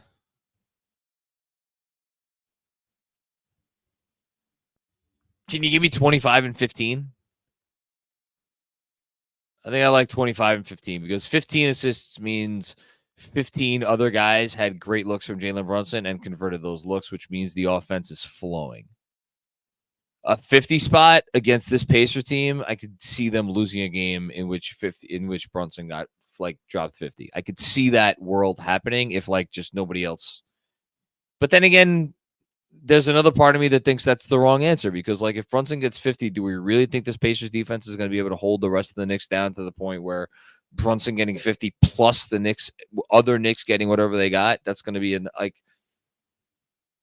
my basketball sensibility is to say 25, and again, I'm gonna cheat. I'm gonna say 25 and 15. That's my gut instinct. That could be wrong. Thanks, Lance. Reasonable minds may differ. Real quick, what were you saying starts on the 27th? The next round. I'm not trying to be funny this time. What do you mean the 27th? That's next Monday. Hold on, did I read the wrong date? Yeah, 22nd, I said. Wednesday, May 22nd. Is that not next Wednesday? It's also not true. So what they NBA Conference Finals, Game 1. I'm looking at it. It's on Google. Okay, Steve Popper and apparently some other NBA people tweeted out before the game possibilities for when Game 1 would be. So if both series wrap up before Game 7s, so both the Knicks and it's actually annoying the way this plays out. If both series wrap up before Game 7s, I'll put it in the chat for you. Game 1 is Sunday, the 21st, the 19th. Oh, shit. Okay. So if the Knicks win on Friday and the Celtics win in 5 or 6, then Game 1 is Sunday. If either series goes 7, Game 1 is Tuesday. Now, if you're thinking about OG Anunoby, Game 1 and 2 of the conference finals, if both teams play Game 1 and 2 the Sunday, Tuesday, so 5/19 and 5/21, Game 3 isn't until Saturday, the 25th. I think OG would be, well, I don't know. Man, the fucking possibility of that game 1 of the conference finals could start on Sunday is frightening to me. But whatever. Yeah, same. But I think we all kind of went into this playoffs being just get to the conference finals and the rest is house money. Yeah, it is. It is. So get me there, and I will enjoy it. However it goes. Yeah, no, I'm with you. All right, let's keep it going. Thanks, Bernard. Kyle, what's going on? Kyle, thank you for the contribution. I don't know if there's comment here with us. So, Kyle learned how to do super chats for the first time tonight. Amazing. So he didn't know he has to do a comment with it. So we got a couple options for you, John. There's him saying, how we feeling? In all caps. How we feeling? I'm feeling good. Mm-hmm. I told him there's 3 hours worth of live stream for you to know how we're feeling. Then he then went, I hope we don't have to get there either, but OG will be back for Game 1 of ECF. Then Kyle said, hold on, I want to make sure I get. Oh, he said one more. That's what he said. One more, John. Yes, Let's one go, more. fellas. One more win. Yes, one more win. In fact, Kyle. I think I actually figured out how to add a comment. So here you go. Kyle's real comment. We hear one more, John. Thank you, Kyle. That's very generous of you. It all started with We Hear. I know that there is only one player playing minutes for this team right now that was on the We Hear team, and if appropriately enough, it's Alec Burks. But the DNA of this team was laid. Foundation of this team, probably more appropriate, was laid during that season. And we still here. I also interrupted while you were reading Bernard Richardson's comment, so I'll just that's what I was going to double check with. Okay, this is Bernard Richardson. We'll see a 4th injury listed for Hallie. Lost one of his 2 voices tonight, apparently. Pacers look tired. They play too fast, and it's finally catching up with them. They look gassed. Did I do that right? Yeah, no. I think my guess, the narrative coming out of this game is going to be the Knicks were back home. They played inspired basketball in front of their home crowd. They found the reserve of energy that they were missing on Sunday. They were tenacious. They guarded Halliburton harder.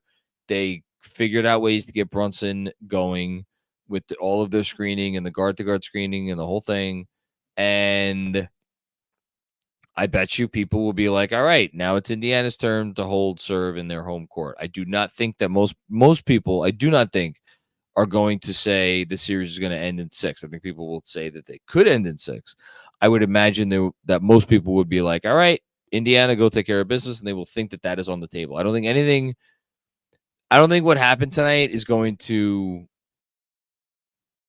especially since like Pacers had an early lead in this game.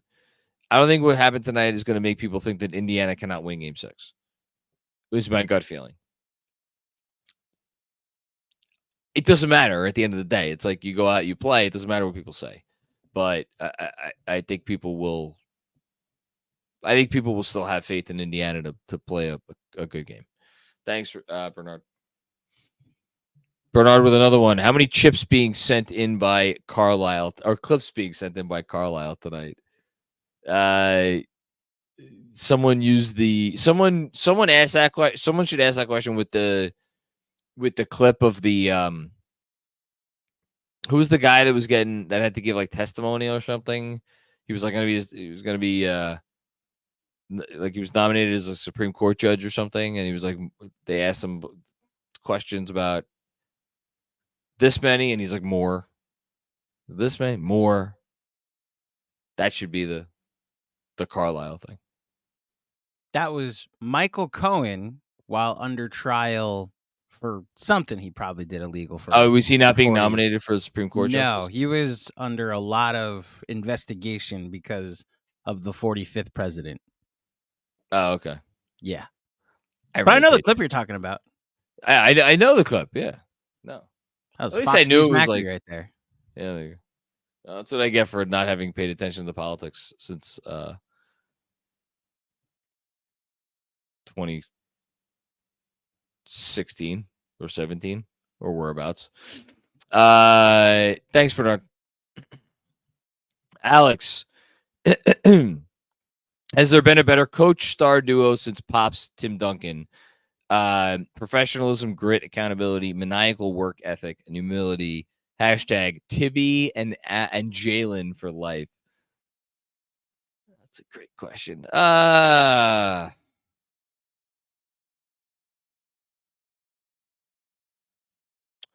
and Steph have a really nice bond. I think Kerr and Steph have a really nice bond.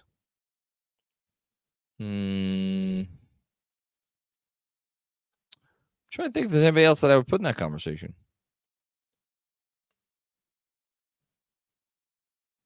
Give me a sec. I want to give you a genuine answer. And I don't know if Steph and Kerr have quite the same bond. Does D'Antoni and Nash count as being after Pop and Duncan? Because I would put them. D'Antoni and Nash were just like those guys were made for each other. So I would put them there. Spo and Jimmy. I mean, they're at each other's throats probably half the time, but those guys too.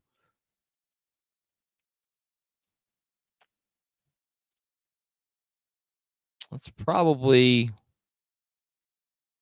it. When do Jokic and Malone enter the chat? Not there yet. They've had a lot of success. Jokic had a lot of success. Malone has obviously had success with them. I think this gets at something deeper. I think this gets at something where it's like you put Jokic and this team with another like really, really, really good coach. I think there is something specific about the symbiosis between. It's like Spo and Jimmy. Like those guys are both fucking lunatics in different ways, and they work together for that reason. It's the same thing about Tibbs and Jalen. And who's the other one that I mentioned? D'Antoni and Nash, like perfect coach for the perfect player at the perfect time, you know? That's not even the D'Antoni I go to, by the way. What, you go to Harden? Harden. Yeah, but I don't know. I'll go Nash. Thanks, Alex. Yeah, Tibbs, and that's the thing. It's family. With Thibodeau. It's family.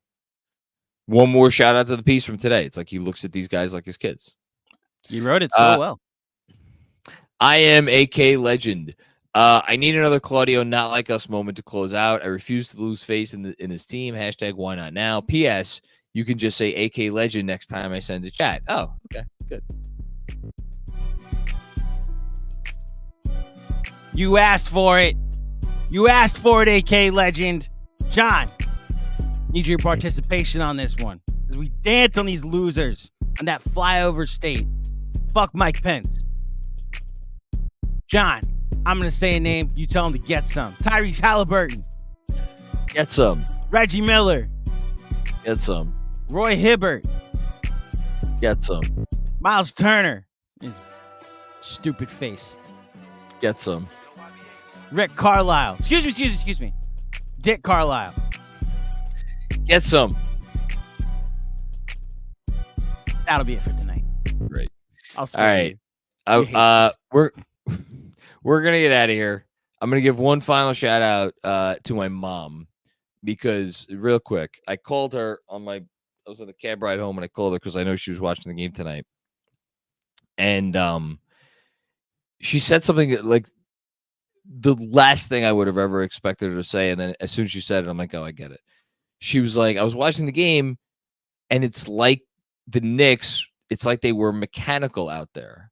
And of course, having been a sports fan for a long time, I hear the word mechanical and I'm like, well, mechanical is not exactly a compliment. Mechanical means like you lack fluidity or you lack like flow and you're not like going with the flow of the game. And then I realized how she meant it, which was to say they were like machines, specifically on defense, in that everywhere that they were supposed to be, they were there when they were supposed to be there.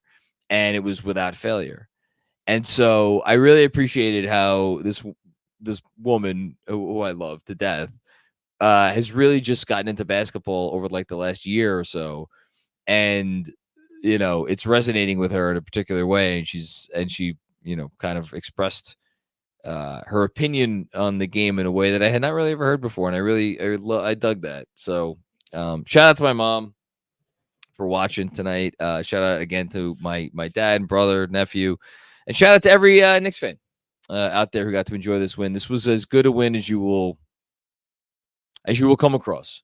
For all the reasons that we've talked about, for all of the players that came up big tonight, nobody played poorly. Everybody played well. This was a full team effort. You did what you had to do. It's time to get one more. Somehow, some way, somewhere, it's time to get one more. Let's see if they get done. Peace.